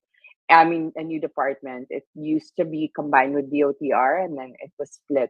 And during the Duterte time was its early years, and it actually requires you when you are appointed, I think, director four up, to have 7 years IT experience, um, in order to actually be a senior member of the excom of that department. These laws are actually not being implemented, and that's part of the problem. So you have the systems there. You have some really good people writing policy, that I've had the pleasure of working with myself. But again, it's the implementation and having the will to do that. Is where we're falling short. Si food plant, kanina pa naka-raise ah. Okay, sorry. Food plant. I know. So Okay, you can throw in the I'm question home now. now. Mm. Yeah, thank you.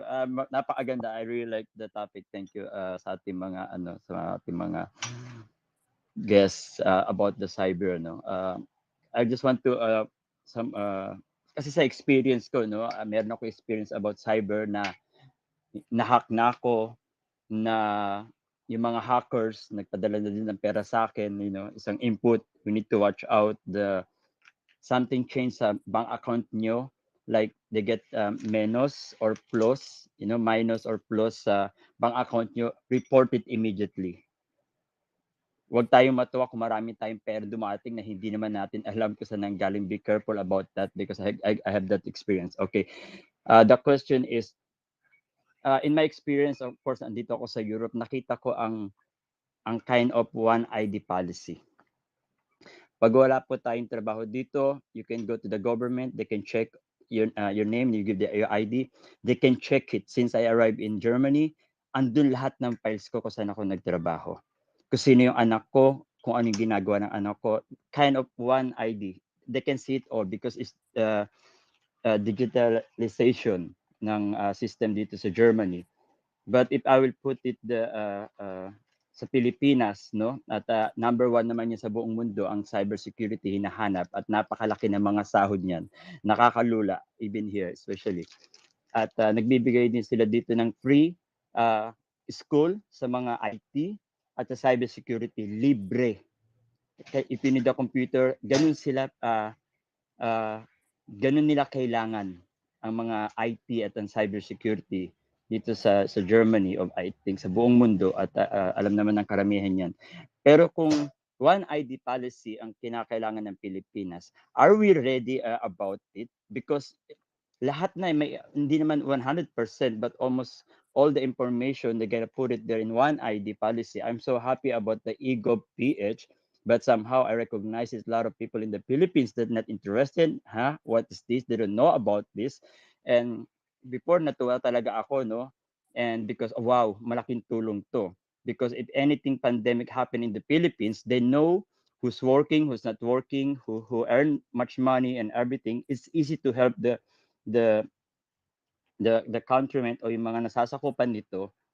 But now, how we gonna do it? Because we saw it in our system or situation for like in 1 year or how many now ang na-hack sa government. How we gonna do as a Filipino? Like, are we gonna trust the government about one ID policy, or we need to just wait for the cyber security and about the school? If anyone like we talk about like before about the school, is there's for example ito eskwelahan ko, maybe I will put some my own security or system about my internet that the student can only open what is required sa mga eskwelahan. They cannot just open anything. I think it's a good one. I don't know if we have that in our school or any public free Wi-Fi. How is it? Yun lang po. I don't know if we're gonna be Philippines. Are we ready for digitalization? And then we saw it now, this system that about hackers anywhere or cyber attack, or especially in the Philippines. Yun lang po. Thank you. Okay, that's a lot to unpack. So I question is, are Are we how ready? are we Are in we our ready? ego yung What egov we app gonna yung do? egov app Yeah, first, 'di ba? So what's happening yeah, with our yes. egov app? Is it ano ba? Why are people not aware? Is it really like usable or reliable, usable now? Anyone can doc the egov app. Sige. Well, honestly, hindi pa ako updated other than the original launch now with si Yusek Almirol. I can certainly look into it. I don't know if Carla knows more. Pero ang sagot ko kay kay food plan, again, i-compartmentalize natin. No? Are we ready? Nope. But do we need it? Yes. Kasi kunyari, you live in Germany. Germany has about 80 million people, if I'm not mistaken. No? A little less than the Philippines. But Germany is one big land mass. In other words, kung sisipagin ka, you can walk from one end of Germany, from East Germany to West Germany, probably in one day. You cannot walk from Apari to Holo in one day. Impossible, kasi may tubig. So, by nature of our archipelago, it's incumbent on the Philippines to be a bit more creative about interconnectivity. And that's why, for example, yung national Wi-Fi, again, I'm not gonna comment on that, mas marami alam si Carla dyan. We need it. Kasi correlated dyan lahat. Correlated ang education dyan, correlated ang finance dyan. And then kung meron kang ganyan, dapat ang cyber mo, you're one of the best in the world. Kasi by definition, kung dudugtungin mo lahat ng 7,000 plus islands natin, each of that is a cyber attack waiting to happen. Lahat ng connections na yun. And more than that, kailangan na natin siya kasi nakikita na natin in every other metric, bagsak tayo sa education, di ba? Yung trade natin is struggling. Saan tayo malakas? BPOs. That's an internet-driven economy. Kasi kung wala tayong connection, paano sila magko-connect sa mga host companies nila? And we're seeing BPOs powering many local government revenue na. Hindi lang sa Metro Manila mga BPOs. It's all over the place na. And it leverages supposedly one of our strengths, no? Which is English. Pero hindi natin sinusuportahan siya from a connectivity standpoint. Hindi natin siya sinusuportahan from a cybersecurity standpoint. And then yun din parang you would wonder, katabi lang ng Germany yung Netherlands. Netherlands used to be one of the most flooded places in the world by geography. Kasi palagi nagpa-flood yung dagat nila doon. And they learned how to control nature. They're some of the best in terms of environmental engineering. As in, they were able to tame that. Tayo, we get the lion's share of all of the typhoons and the earthquakes and the floods in the world. So hindi lang tayo number 2, number 1 sa cyber attacks. Number 2 din and number 1 tayo sa natural disasters. Pero for some reason, hindi tayo natututo. Something's wrong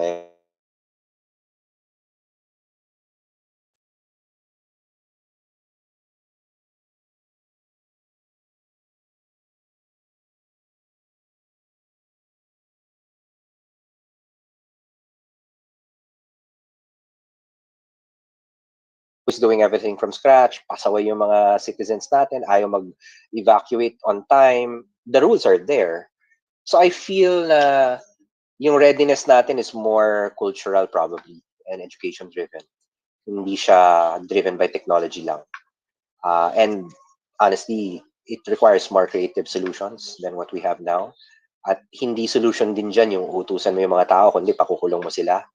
It doesn't work. We need another approach. We need it. In digitalization, we need that connectivity. We need that super app. Are we ready? We're not. So yun yung gap analysis siguro natin. How do we get ready? Kasi otherwise, hindi talaga magpa-function ang Pilipinas without it. That's my view. KSC, any thoughts about Madami. food plant? Yeah, so one at a time. Yeah, Um, EGOV, and then yeah. uh, okay, how do I say this?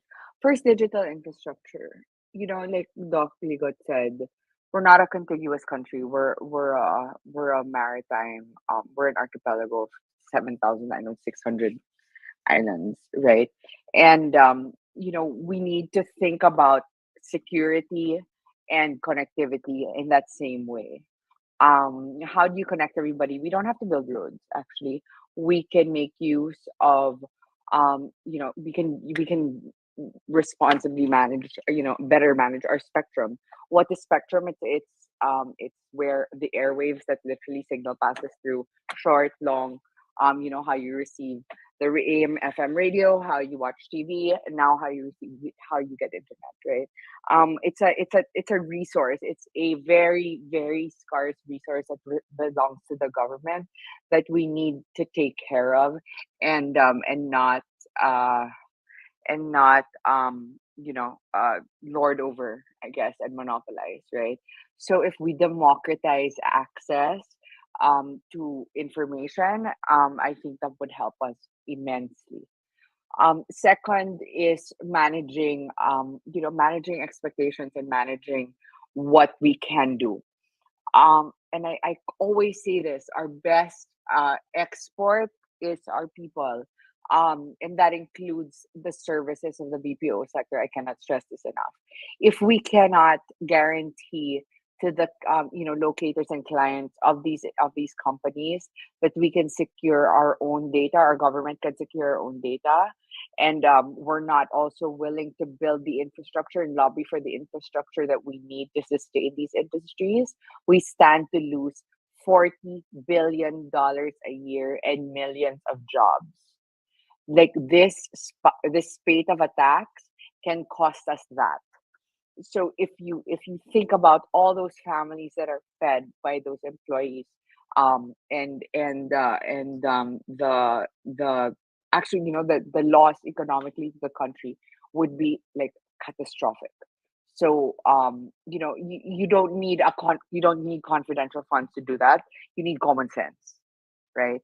And I think common sense costs much less than you know than confidential funds and these fancy shiny things that sometimes you don't even know how to use half the time. Pwede ko bang dugtungan yun, Carla? So, Go ahead. it's Of good Yes. you course. it's good you mentioned the $40 billion, which is the revenue, no, of the call centers. I don't think anyone has actually connected cybersecurity and economic growth.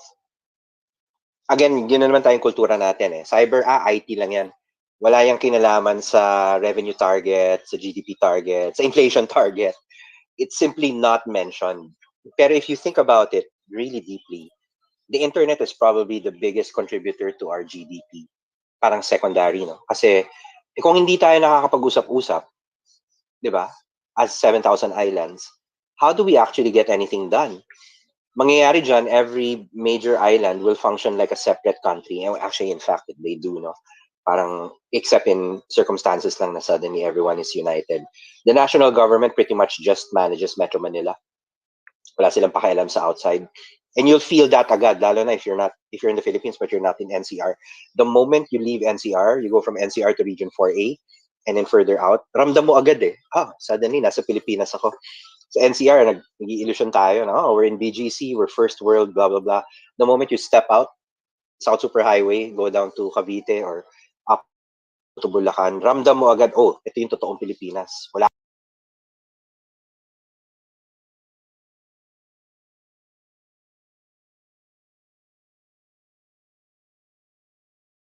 ka man lang 2G signal. Some of the roads are in disrepair. And we're supposed to manage our national economy that way, diba? And then, dagdagan mo pa ng we're supposed to give the LGUs more independence, diba? With the ano nga ba yun? The Bandanas Act, no? Everyone gets more money. Pero if they don't have infrastructure, bali wala rin yung money nila. So I feel that should be an argument made. I don't know who will make it, the ICT somehow. Now, if we don't improve cyber, and eventually if we don't adopt AI, yung GDP number na yan will never be met. It cannot be met. Kasi fragmented yung Pilipinas eh, di ba? Tatawid-tawid ka sa mga isla just to get GDP out. Hindi talaga kaya. It's good you brought that up, Carla. So we should treat it as like, di ba, merong hard infrastructure, and I guess we could categorize this as soft infrastructure. So we should treat it how we view our roads, di ba? Pag nasira, there will be financial cost, di ba? Financial like or damages, di ba? So it's the same way pala with our digital infrastructure, di ba? We should treat No. it Digital as infrastructure. Sorry. Digital Mhm. infrastructure has physical Physical and physical fiber okay. optic cables. Yes, and it also has like spectrum. So it has it's many components that are available and just need to be managed properly. It's like, why doesn't I was in Santa Ana, Cagayan, which has like, I think the Chico River is like very close, right? But why do they have rotating brownouts? Because they don't manage the electricity load, and all the electricity load has to be sent to NCR for some reason, right? But they're the ones that produce it. They're paying the highest, and it's right beside them. In the same way, spectrum has to be managed properly. It's the same way as electricity.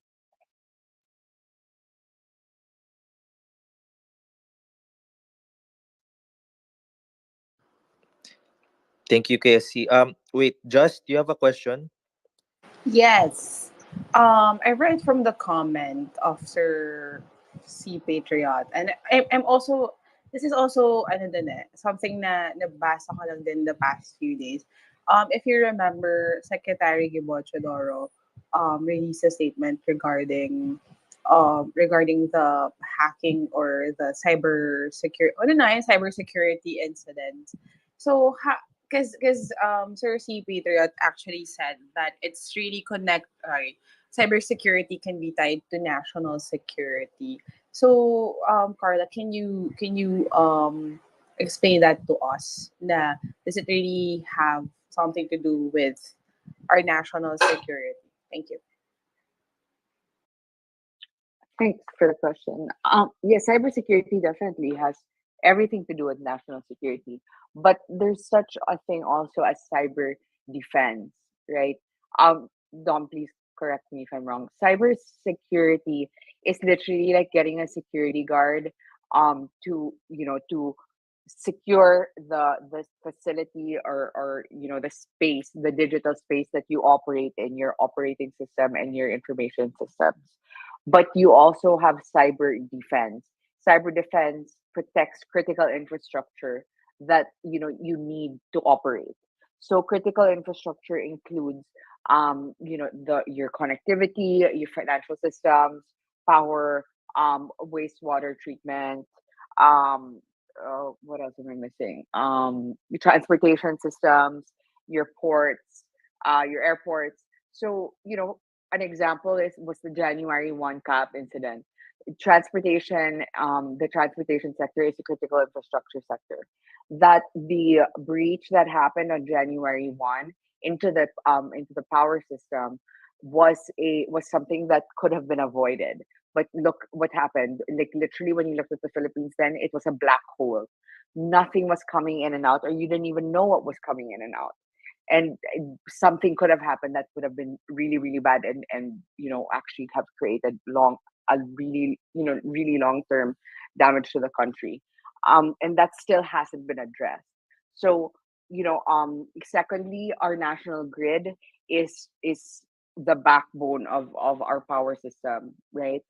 Ownership of key utilities, and critical utilities, just like we own like land is only owned by Filipinos, it should be the same. No foreign entity should own anything that is critical to running the country's day to day. So critical infrastructure is it goes hand in hand with national security, because whatever you can disrupt, whatever you can interrupt that disrupts the lives, or makes the lives of Filipinos, of the Filipinos, difficult, or keeps them from doing what they need to do every day, matters to us in the defense and security sector, and really, really needs to be highlighted. The last thing I want to talk about actually is this subsea cable that directly connects the Philippines to the US. And the subsea cables hold transport 99% of the data in the world. The seabed is full of these cables, right? These subsea cables that essentially from one end to another just carry your data. It's not your literal name and address and telephone number. No, it's their packets of data that get sent, and decrypted and everything, so we can talk on Twitter, and you can stream Netflix and all of that stuff, right? This is critical infrastructure that people are not aware of, but as an archipelagic nation, we need so desperately to protect. Why? Because if we're cut off from that, if those lines are severed, we're cut off from the rest of the world. Um, and we have like 32 terabits that is waiting to be lit, that has zero like connection to anybody else except the US. it's like a dedicated line almost. And we have it's such a big opportunity for the Philippines to meaningfully participate in the digital economy, if if we actually leverage that asset and manage our spectrum properly.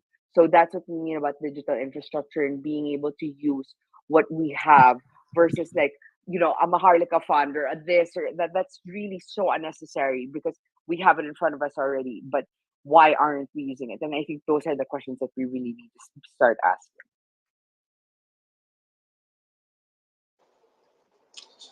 Ako, I would, for general information, i-google nyo national security policy. In case lang you're curious. I don't know if there's an updated version. And you look for 12-point national security agenda. Para lang everyone is aware. When you say security kasi everyone thinks the usual, no?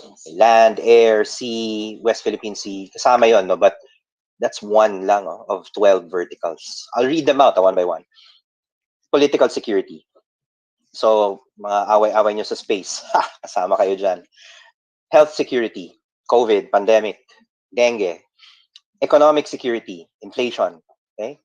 Food and water security, which is partially the whole issue on yung presyo ng bigas up and down.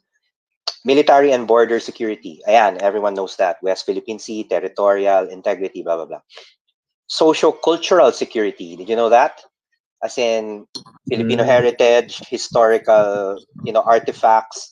So if somebody bulldozes Intramuros, that's an attack against national security. Environmental and disaster security. I guess we know that. Bumabaha, etc. Energy security. Yung sinasabi ni Karla, browned out. For you not to have power, that's a national security problem. Maritime and airspace security. Nung nag-down yung NAIA, walang makalipad, that's a national security problem.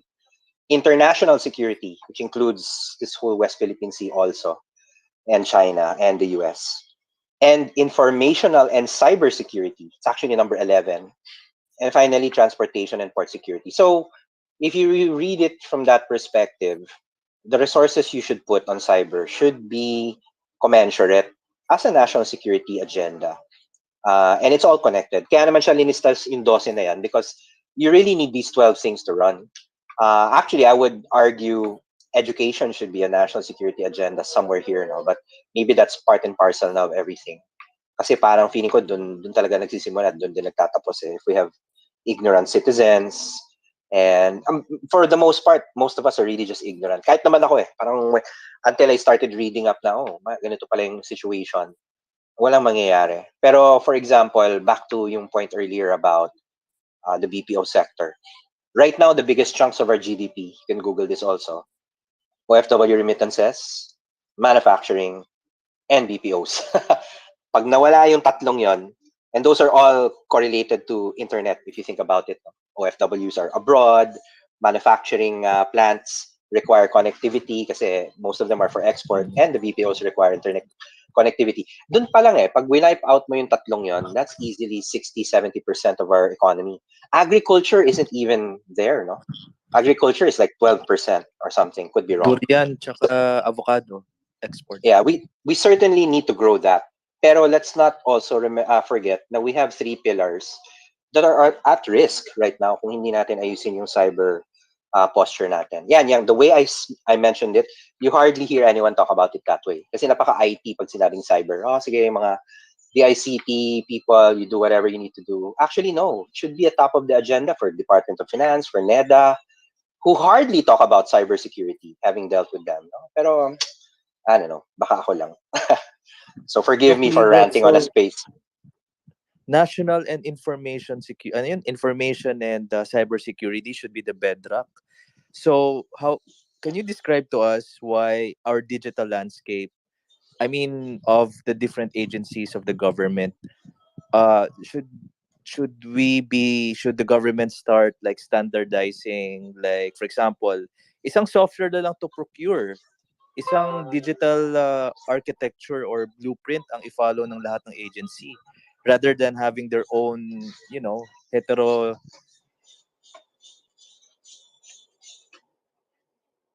Hello?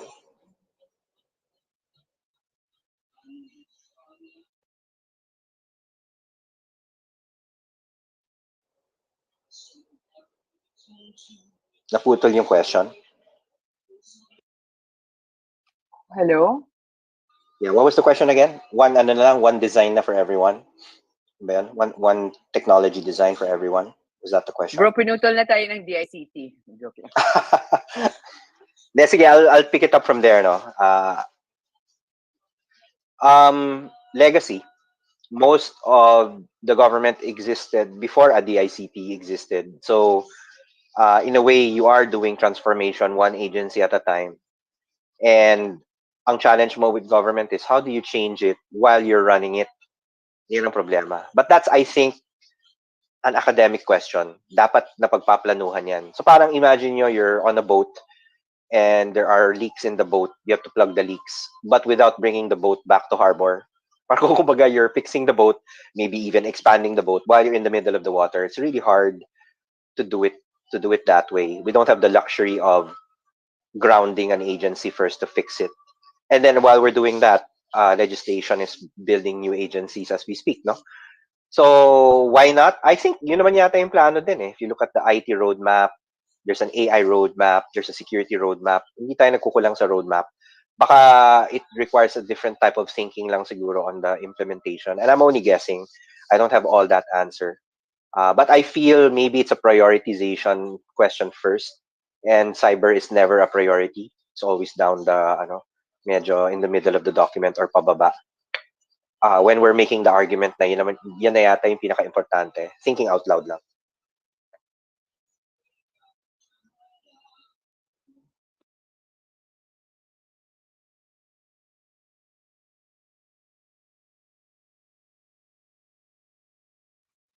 Did they fall out or did we fall out? Na yung host ang nawala. Well, sige, while we're waiting for the host, anyone else has a question?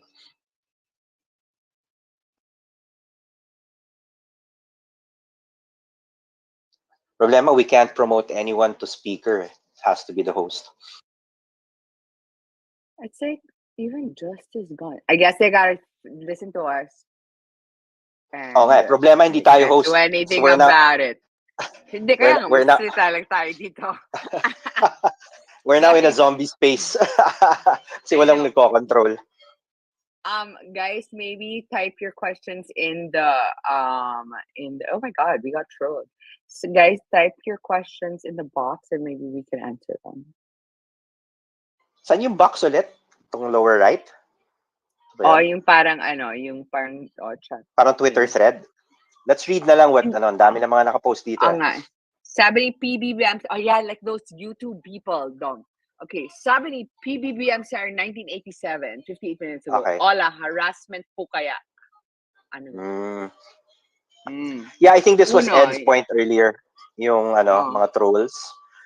Yeah, the trolling, I think that's more of a problem with the platform policies. How quick are you able to report trolling behavior? Kasi I'm sure that's against community standards, diba? Ang problema, wala naman nagre-respond. Actually, kasi, for ethical reasons, Facebook does not run the Philippine platform in the Philippines. And para may impartiality rather. Yes, may impartiality. So, therefore, you have to go through actual through a process.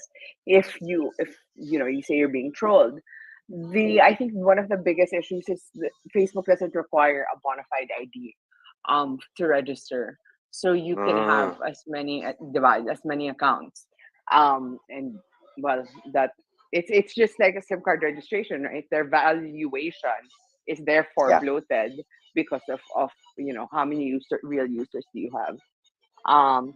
Who do we have users? What else? Okay, what's the next question? I got disconnected. I'm so sorry. Did you catch my question earlier or?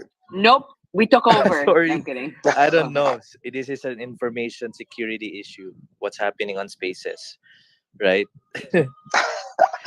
So I was about to ask KSC and Doc Ligot. So how do you describe, kasi nga information and cybersecurity is the bedrock, diba, for the applications that the government use. Do you think it's about time that the government should ano na, like standardize like one software to use, right? Let's say SAP, or one digital blueprint that should be followed by all agencies, NBI, PhilHealth, what else, SSS.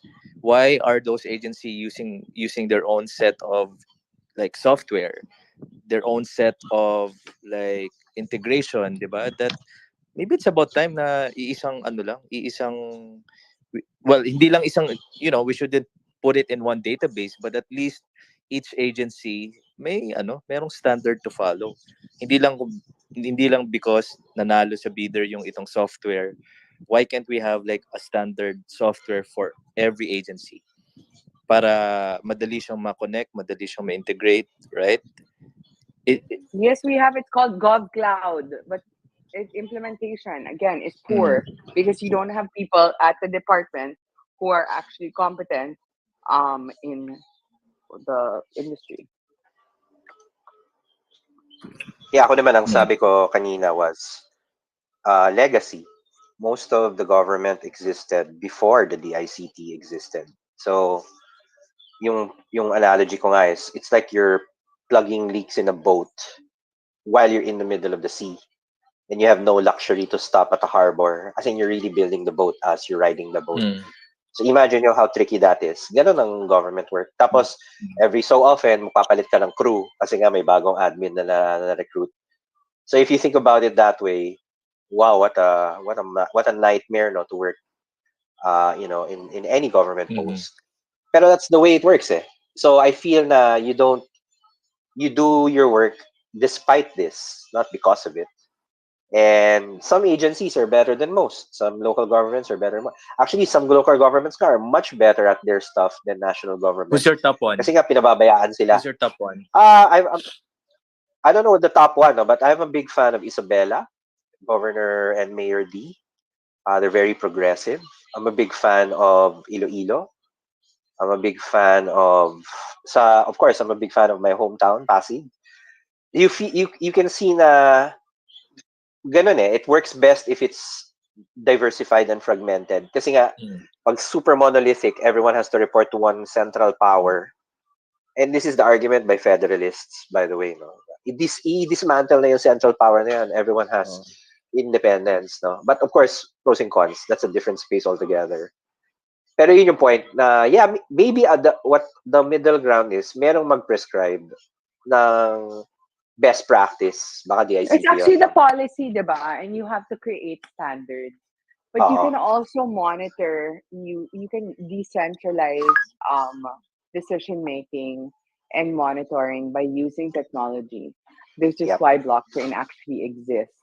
So you can set up nodes within different, regional nodes, and then you can come to a consensus, just like you would in a national security council or a regional peace and order council. All of those actually could function in the online space. You don't have to physically go to a meeting. Everything can actually happen through, in a safe environment online. So you're not decentralized. You're centralizing standards, and creating national standards, but you're not centralizing, the actual implementation because everybody has different needs. Okay, to follow it up with a question. So sabi dito, is the ICT reviewing our existing standard or architecture? At least where government applications are running. Do you think it needs to be updated? The same people that are creating the systems are the same people who are reviewing them. So tell me if there's a problem with that. So it's an ongoing thing naman. They're reviewing. Doc, paki-translate. Ano? I can't speak kasi for the ICT, but I'm assuming that's part of the job, right? But what I'm saying is, how can the people who are supposed to be the regulators be the managers and the people who are The actually auditors. building the systems, the auditors. Yeah, the watchmen are the ones being watched. That's a good one. Mismo.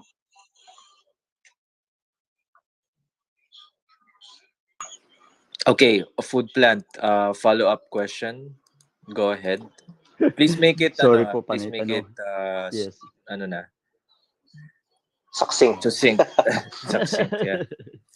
Hindi, wala tuloy yung itatanong ko. Hindi, tama naman yung sinabi kanina ni, no, ni Ayungin Shoal, yung about sa kanina. I'm searching also the solution about this topic that ano na, saan tayo dadamputin or what is the best can do, or just like, because it's a lot of people that are already accusing about the government, not only cyber, a lot of things. Why we cannot just like, I think it's just a bit input, no, na tulungan natin ang gobyerno about this kind of problem and not bring it down, no, tayo mga Pilipino, na let's help our government. I really like this topic because this is very important, not only in the PH but around the world, na tulungan natin ang gobyerno na bigyan ng ganito mga information, and also lahat tayo responsible about the internet and social media. Let's help the government to improve more, not to accuse them, because accusing is a lot of, parang binibeg natin yung government to do this. But if you can always accusing the government, then maybe they can ignoring us, because you're just only accusing us, and then you're asking for help. Even then they talk about the tax or So whatsoever. what is the question, Just like, Plant? yeah, What is your question? okay. The question is like, yung mga itong mga tao na nasa government, do you think they are like really interested about protecting our data that we are talking about, to protect the data, or we just like good luck Okay, so you mean to say like what steps should the government take to improve or enhance its cybersecurity about, measures and yes, protect about our sensitive data? data, because this is Yes, a matter of yes. public trust, right? For everyone. KSC or Thank you. Doc Ligot? Sige, ako muna. I don't think, or I decide not to think people in government work in government because they don't care.